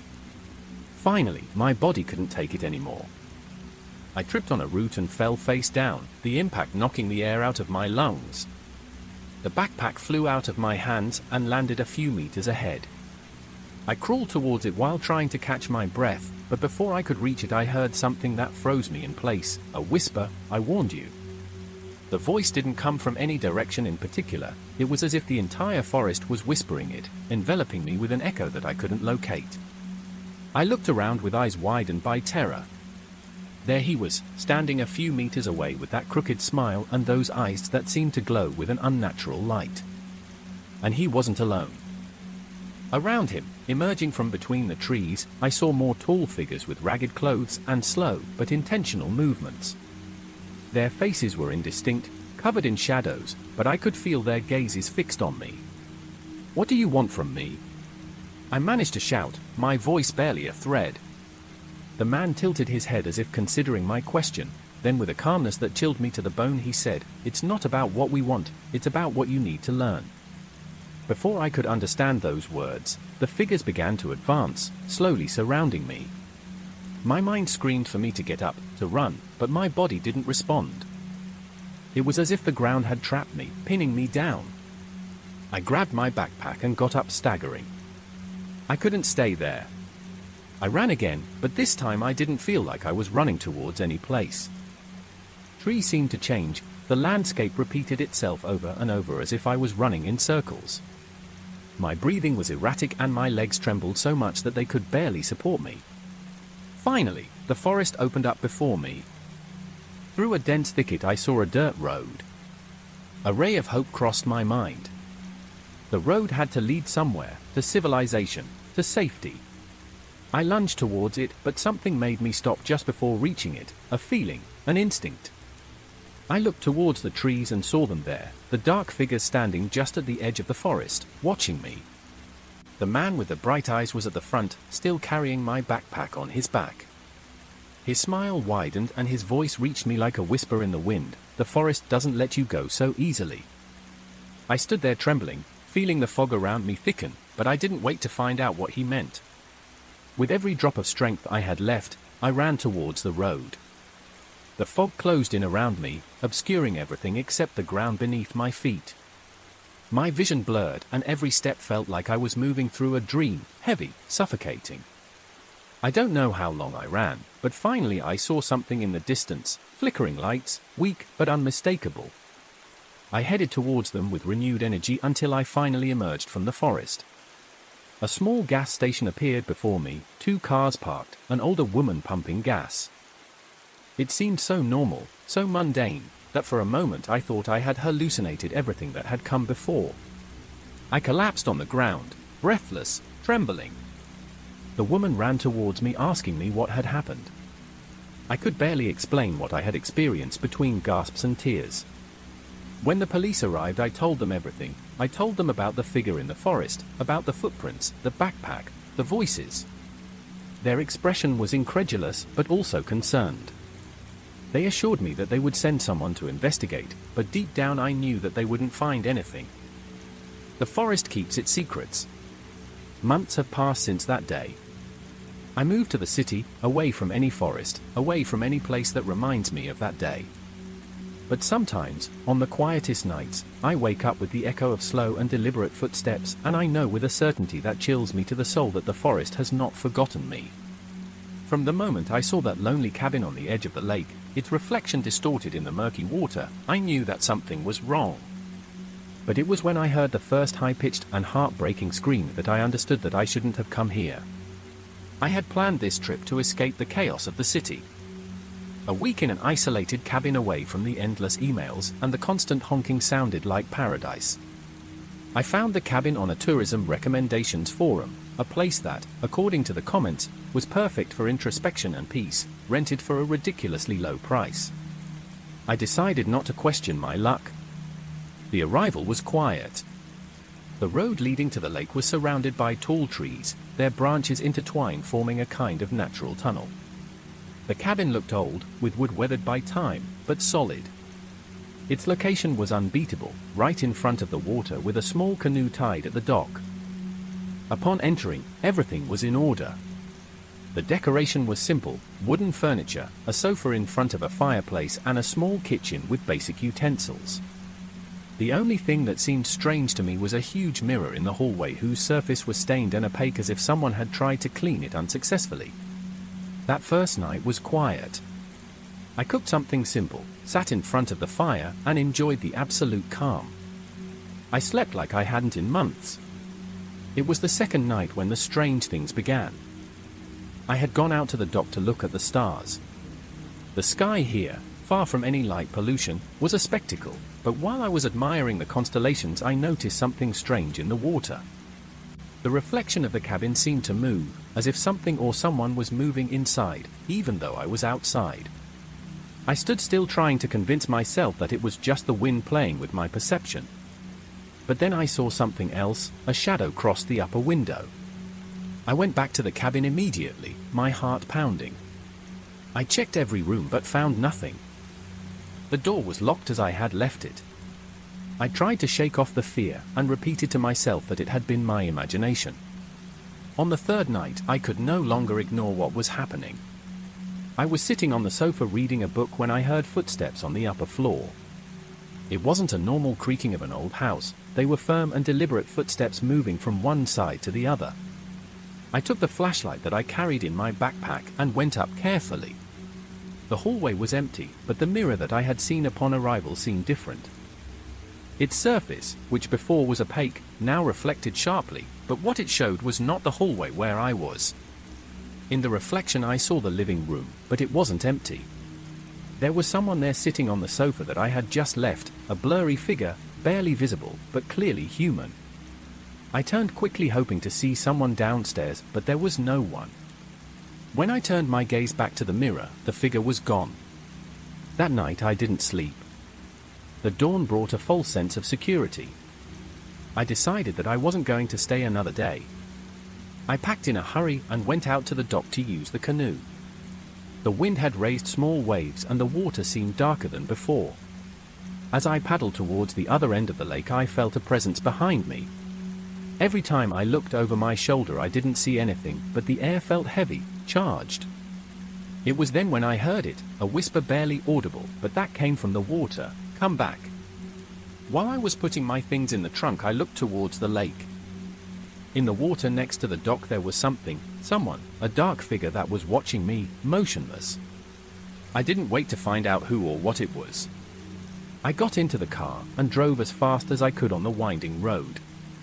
Since that day I haven't been able to get the lake out of my head. Sometimes at night I think I hear the whisper of the water calling me, "Come back." I know that I wasn't the first to rent that cabin and I fear that I won't be the last. But I also know this: something in that lake is waiting, something that should never have been disturbed, and one day perhaps I will find myself too weak to resist its call. The moment the lights went out in the cabin I knew that something was terribly wrong. It wasn't just the sudden darkness, but the feeling that in that instant something had changed, something that I couldn't explain, something that shouldn't be there. I had booked the cabin for a quiet weekend. The listing described it as rustic but cozy, located in the middle of a forest miles from any civilization. No Wi-Fi, no neighbors, just peace and isolation. It was what I needed. The trip to the cabin was beautiful. Winding roads through forests dyed in the colors of autumn, fresh air, and the crunching of leaves under the tires. But as the road became narrower and the trees closed in around me, a feeling of unease began to settle in my chest. The cabin appeared suddenly as if it had emerged from among the trees. It was small, with a weathered wooden facade, a porch that creaked under the weight of the wind, and a stone chimney that seemed to have been there forever. There was something about its appearance that didn't fit with the warmth that I expected to find, but I told myself that it was just my imagination. The interior was what the ad had promised: cozy although somewhat worn, a sofa in front of the fireplace, a small wooden table, and a bedroom in the back, everything I needed for a quiet weekend. That first night I sat in front of the fire with a book, enjoying the absolute silence of the forest. The only company was the sound of the flames and the occasional creaking of the old beams of the cabin. I must have fallen asleep because I woke up in the middle of the night wrapped in the flickering light of the dying embers. Everything was silent, too silent. It was then when I noticed that the lamp on the bedside table that I had left on was off. I got up feeling how the fear began to seize me. I looked for my phone, but when I turned it on I saw that it had no signal, which wasn't surprising considering how isolated the place was. I told myself that it was a power outage, something common in such a remote cabin. I found a flashlight in the kitchen drawer and went back to the living room. It was then when I saw it, a circle drawn on the floor next to the fireplace, carved into the old wooden boards. At first I dismissed it as a simple decoration or a stain that I hadn't noticed before. But as I approached I realized that it wasn't the case. The circle was made with precise lines and inside there were strange symbols that I had never seen before. I bent down to observe it better and I noticed something else, a small wooden figure hidden in the shadows of the fireplace.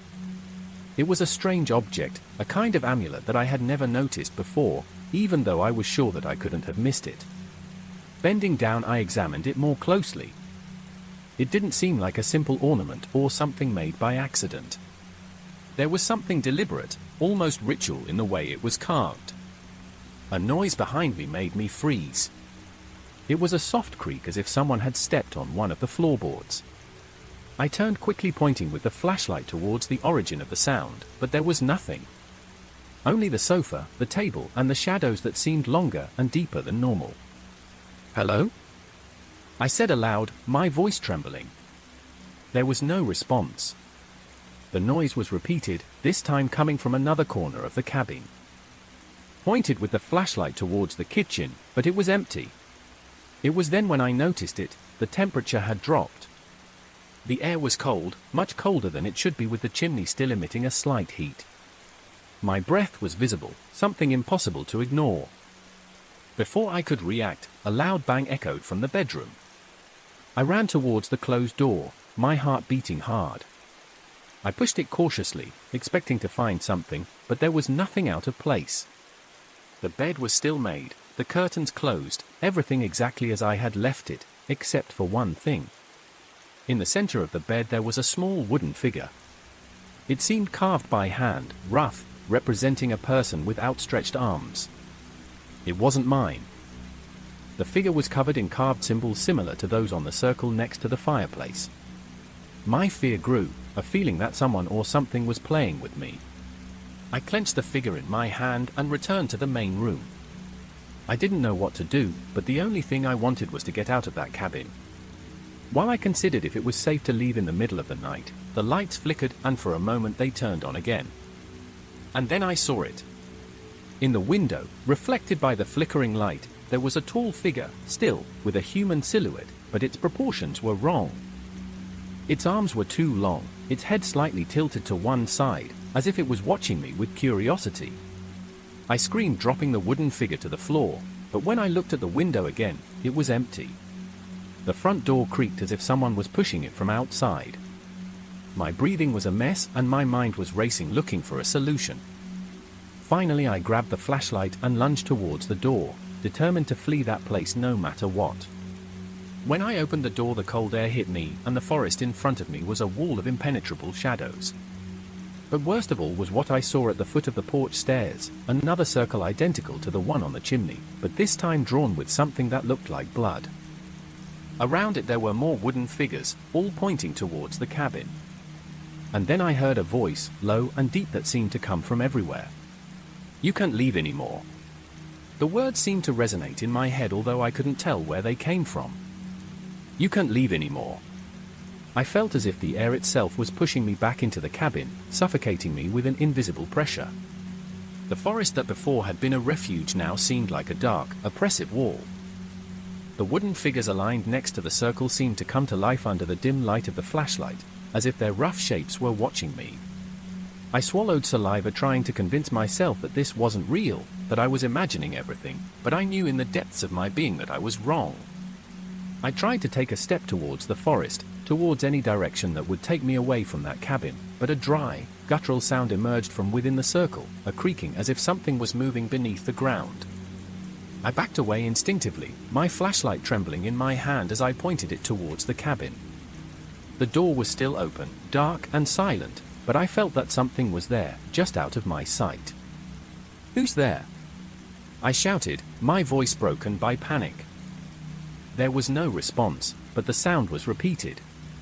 This time it was louder, as if something heavy was scratching the walls from inside. Before I could decide whether to run or stay, a movement caught my attention. One of the wooden figures, small and twisted, leaned forward and fell to the ground. No, it was not possible. I approached slowly, my heart beating hard, and stopped in front of the circle. I looked down, but no figure was moving now. However, a pungent odor filled the air like burning wood mixed with something else, something rotten. My flashlight flickered, and in the brief instant of darkness I saw it, a shadow tall, elongated inside the cabin, motionless, watching me. No, no, no! I screamed as I backed away, but instead of fleeing towards the forest, my feet led me back inside the cabin as if something was pushing me. My body wasn't responding to my mind, and the terror was paralyzing me. Once inside, the door slammed shut behind me, and the oil lamp came back on by itself, filling the room with its shaky light. The symbol carved next to the chimney seemed to glow faintly, as if the fire was illuminating it from within. Then I heard it again. "You cannot escape." This time the voice was clear, deep and icy, resonating in the room like an echo that didn't have a physical origin. I looked around frantically searching for the source, but there was no one there, or so I thought.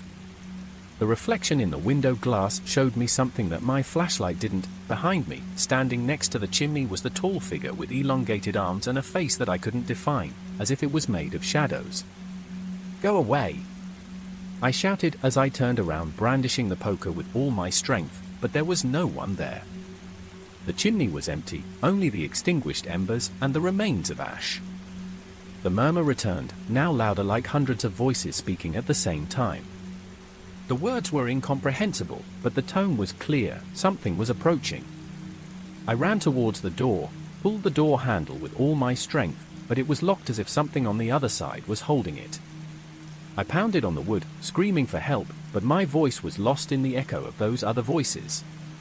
It was then when I felt it, a cold breath on the back of my neck. I turned slowly, my body trembling like a leaf. There it was again, the figure, this time much closer. I could see its face, or what it purported to be one, a grotesque mask of carved wood with the same symbols that covered the cabin. Its eyes were two dark hollows, but I could feel its gaze fixed on me, penetrating as if it was seeing inside my mind. "Your turn," the voice said, although its lips never moved. At that moment the lights flickered again, and went out completely. The darkness was total. There was no light, there was no sound, only the deafening beating of my heart. When I finally turned on the flashlight, I realized that I was no longer in the cabin. I was standing in the forest, surrounded by the same circles carved in the ground, each one larger than the interior. The wooden figures were aligned around me like a silent audience. The air was icy, and the voice returned once more, now seeming to come from everywhere. "Now you are part of this." The light of my flashlight began to flicker again, and in the last flash before turning off I saw what had been chasing me, the figure now accompanied by many more, all with grotesque masks, advancing slowly towards me. There was no escape. Months have passed since that day, and I still don't know how I managed to get out of the forest. I don't remember anything after my flashlight went out. I just woke up on the side of a road trembling and with my clothes covered in mud. Nobody believes me when I try to tell what happened. The police looked for the cabin, but found nothing, no trace of the circles, the wooden figures, or the shadow that chased me. But I know the truth, and on the darkest nights when I'm alone I can hear the whispers, always the same message: soon you will return. The wind was blowing hard when I settled into the old lighthouse, the creaking of the wooden floors almost drowned out by the sound of the waves against the rocks. It had been a long day, and the approaching storm had forced me to seek refuge in this abandoned place. But as soon as I crossed the door and saw the walls covered in strange marks, I felt that I wasn't alone. I had heard stories about this lighthouse, rumors whispered in the nearby town. The locals avoided the place as if it was cursed, warning visitors not to approach where it stood. But I didn't believe in superstitions. All that seemed to me simple folklore, tales to scare the curious. However now, looking at the marks carved into the wood with shapes that I didn't recognize, I couldn't deny the feeling of oppression that filled the air.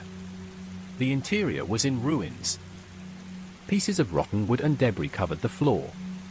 The light of twilight filtered through the broken windows, projecting shadows that seemed to move.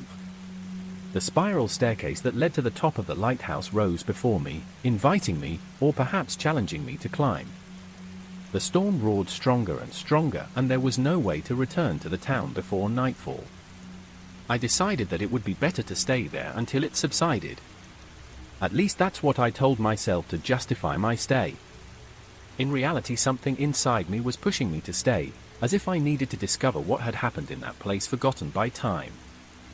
While exploring, I found an old diary in a corner buried under a layer of dust. The pages were yellowed and damp, but some were still legible.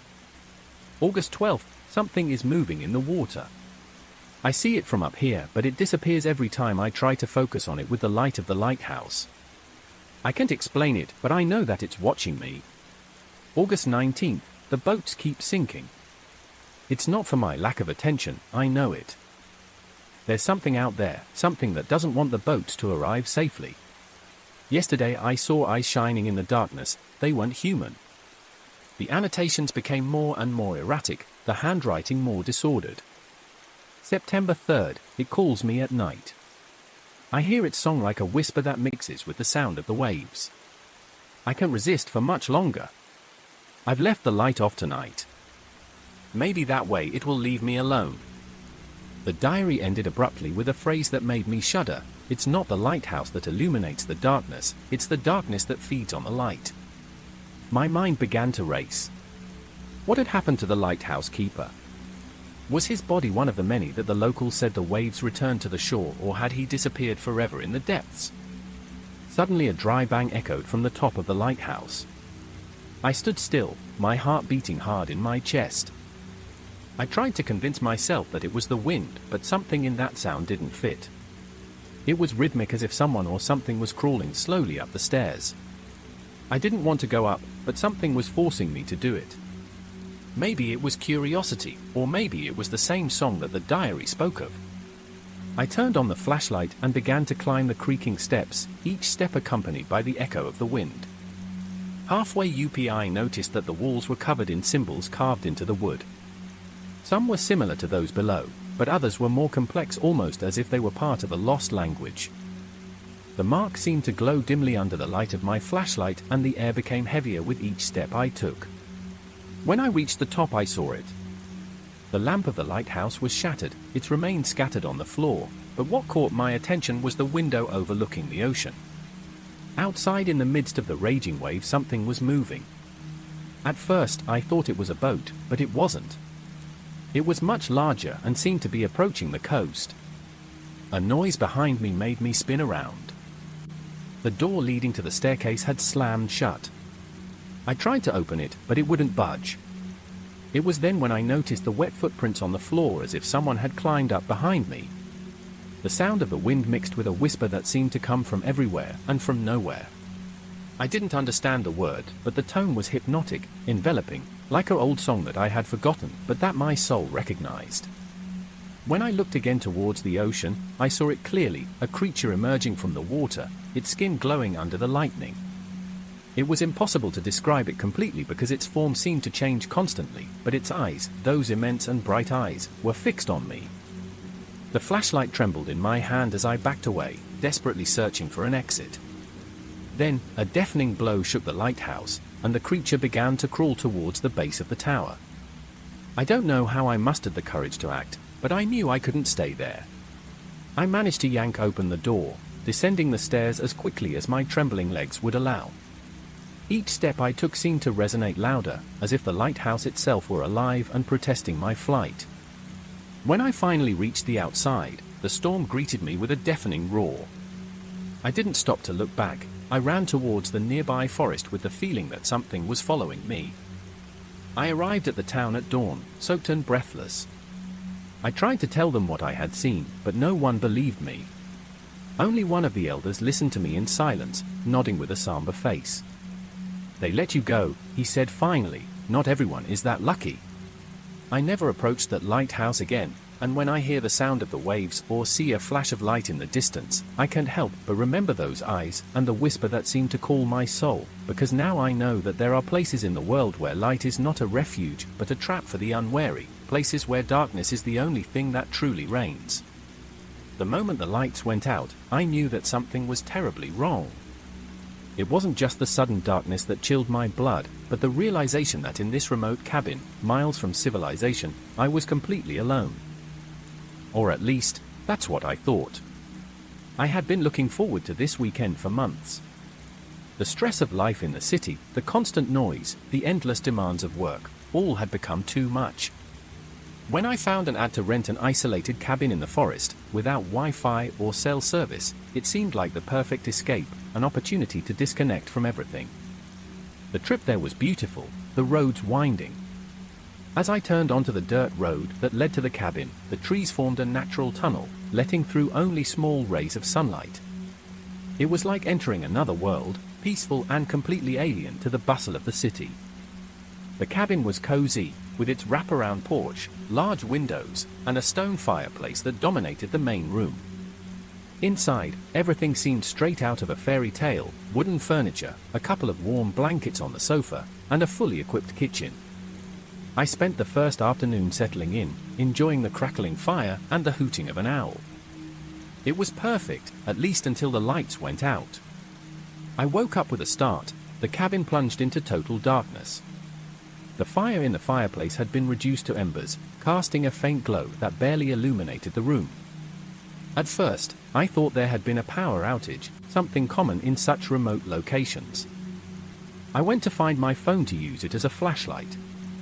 As I moved, I noticed something strange. The microwave clock was still on, glowing with green numbers in the gloom. If the power was out, why was it still working? A feeling of unease began to settle in my chest. I turned on a flashlight that I had found in the kitchen upon arrival and headed to the electrical panel near the back door. I checked the breakers, but everything seemed to be in order. As I leaned over to close the box, I heard it, a soft scratching sound coming from the porch. I stood still, my heart hammering in my ears. It could be an animal, I told myself, a raccoon or a fox, but the way the sound crept and moved made my hair stand on end. I advanced slowly towards the nearest window, drawing back the curtain just a little. Moonlight bathed the porch, but I saw nothing. However, the old wicker rocking chair that I had noticed earlier was swaying slightly, as if someone had just gotten up from it. My breath caught. I backed away, my hands trembling as I gripped the flashlight tighter. I decided to call the police, but when I picked up the cabin's landline, it was dead. There was no signal. Of course not, I was miles from the nearest town. The sound of soft footsteps on the porch board snapped me out of my thoughts. Someone was walking around the cabin. I went to the center of the living room, trying to keep all the windows in sight. The flashlight trembled in my hand, beams of light bouncing off the wooden walls. My mind raced with questions. Who would be here at this hour of the night? What did they want? Then I remembered the generator located just behind the cabin. If I could turn it on, perhaps I could restore the power and call for help, but going out knowing that someone was out there was a terrifying idea. The footsteps stopped for a moment, but then I heard something worse, the creak of the back door. I couldn't wait any longer. I grabbed a jacket, making sure the flashlight had enough battery, and ran towards the front door. Upon opening it, the cold night air hit me like a wall. Everything was silent, too silent. I slid out, my flashlight illuminating the generator, and my heart sank. The panel was open and the wires had been cut, their ends hanging like dismembered snakes. Was it an accident? Had someone done it on purpose? A noise behind me made me turn sharply. At the edge of the forest, just out of reach of my flashlight, I saw a tall figure in dark clothes, motionless. Its face was shrouded in shadows, and its stillness was more terrifying than if it had run towards me. Without thinking, I ran back to the cabin, entered, closing and securing the front door with the latch. My hands trembled so hard that I could barely turn it. For a moment, everything was silent. Then, a soft knock sounded on the door behind me. I jumped back, my heart about to burst. The knocks weren't loud or frantic, they were calm, rhythmic, as if the person on the other side had all the time in the world. The sound began to move, tracing a path around the cabin, knocking on every window, every door. Finally, I ran to the upstairs bedroom and locked myself in. I pushed a heavy piece of furniture against the door and curled up in the corner, the flashlight still in my hands. The tapping continued for hours, sometimes soft, sometimes strong enough to make me jump, but they never tried to enter. It was as if they only wanted to remind me that they were there. I don't know when I fell asleep, but I woke up with the first light of dawn filtering through the windows. The cabin was in complete silence. Cautiously, I checked everything. There were no signs of forced entry or damage. However, when I opened the front door, my stomach sank. On the frost-covered ground there were human footprints, large ones, surrounding the cabin. Without wasting time, I gathered my things and left, never returning. And I never again rented a cabin in such an isolated place. Sometimes on the quietest nights, I swear I hear soft knocks on my windows, and I wonder what they wanted, and why they never tried to enter. The fresh mountain air filled my lungs as I walked along the solitary path, the tall trees casting long shadows under the setting sun. It was just what I needed. After weeks of stress at work and a recent breakup that had left a void that seemed impossible to fill, this trip to a friend's cabin promised to be an opportunity to disconnect, to reconnect with myself. But now, as the light waned and the first stars began to appear timidly in the sky, I couldn't ignore that persistent feeling in the back of my neck. I wasn't alone. The cabin was about 4 hours from the city, hidden at the end of a dirt road barely visible from the main road. According to my friend, the place was completely safe, isolated, and perfect for recharging. He had warned me, however, that I might find it a bit neglected, as he hadn't visited it in years. This didn't worry me at all. The idea of spending a few days completely alone in the middle of nature was exactly what I needed. I arrived just as the sun was hiding behind the mountains, painting the sky with orange and violet hues. The cabin had a rustic and charming appearance, with a small chimney and a porch that faced a tranquil lake. I unloaded my things from the car and headed to the porch, eager to explore the interior. The door creaked open, revealing a cozy, though slightly dusty, interior. There was a small kitchen, a living room with a fireplace and a worn sofa, and a room in the back with a wooden bed that seemed to have been hand-carved. Everything seemed in order except for one detail. A chair in the living room was overturned on the floor, as if someone had knocked it down hastily. I bent down to straighten it, trying to shake off the discomfort that it generated in me. Probably it had just been the wind that was blowing through some broken window, or more likely, the last person who was here didn't bother to pick it up. I left my things in the room and lit the fireplace, enjoying the warmth that spread throughout the place as night fell completely. However, that first night was not as peaceful as I had hoped. I woke up around 2 in the morning, startled by a strange sound, a soft but constant tapping coming from the porch. It was rhythmic, almost hypnotic, as if someone were gently tapping the wood with their knuckles. I remained paralyzed for a moment, my mind trying to find a logical explanation.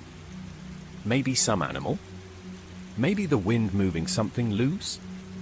I took the flashlight that I had left on the bedside table and approached the door with cautious steps. The tapping ceased just as I reached the porch. I opened the door slowly, pointing the flashlight into the darkness. Nothing. The wind stirred the branches of the trees and the lake reflected the pale moonlight, but there was no one. I decided not to give it any more thought. Surely it was just the wind. I closed the door and went back to bed, although sleep took a while to come that night. The following morning was peaceful. I went out to the lake, breathing in the fresh air and letting the morning sun warm my face.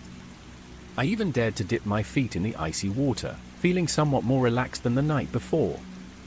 Everything seemed to return to normal until I returned to the cabin and found the chair in the living room again overturned, the same one that I had straightened the night before. I frowned, looking at it as if it were going to offer me some explanation. The possibility that someone else was there became more difficult to ignore. I checked every corner of the cabin, including the closets and under the bed, but I didn't find anything out of place. Despite my efforts to convince myself that there was no one else, that feeling in the back of my neck, that constant chill, refused to disappear. The day passed without incident, but when night fell, the noises began again.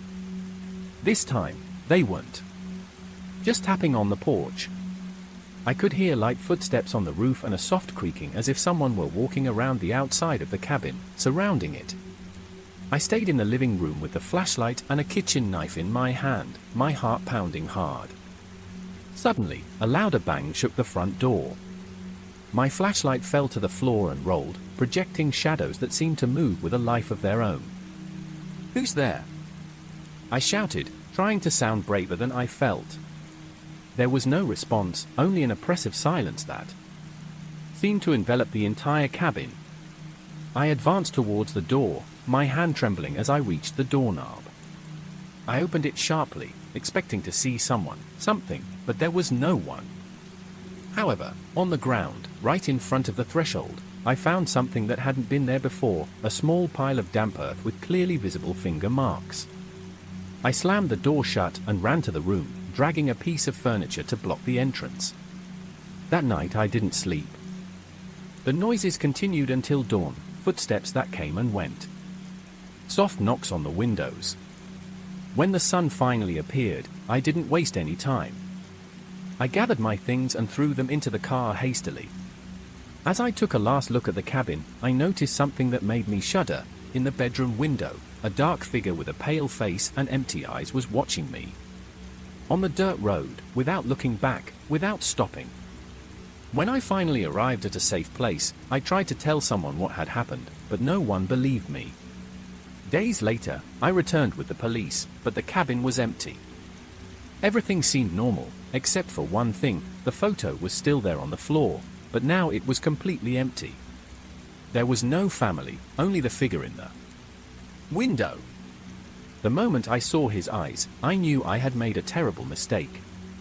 What I thought was pain and fear in the injured man's gaze had transformed into something cold and predatory. By then it was too late. I was too far from the trail, deep within his territory. I've always loved hiking alone. There's something about the solitude and self-reliance that I find deeply gratifying. So when I knew I would have a long weekend, I didn't hesitate to pack my gear and head to my favorite spot in the National Forest.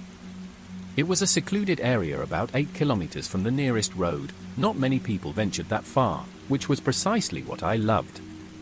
The day started perfectly. The weather was cool but sunny, ideal for a long hike. The trail was quiet, with most people occupied with work or school. I enjoyed the solitude, with the only sounds being my boots crunching on the path and the occasional singing of birds. I had traveled about 5 kilometers when I heard it, a weak cry for help. At first I thought I had perhaps imagined it, but then I heard it again, clearer this time. Someone was in trouble. Without hesitation I deviated from the trail, plunging headlong into the dense undergrowth.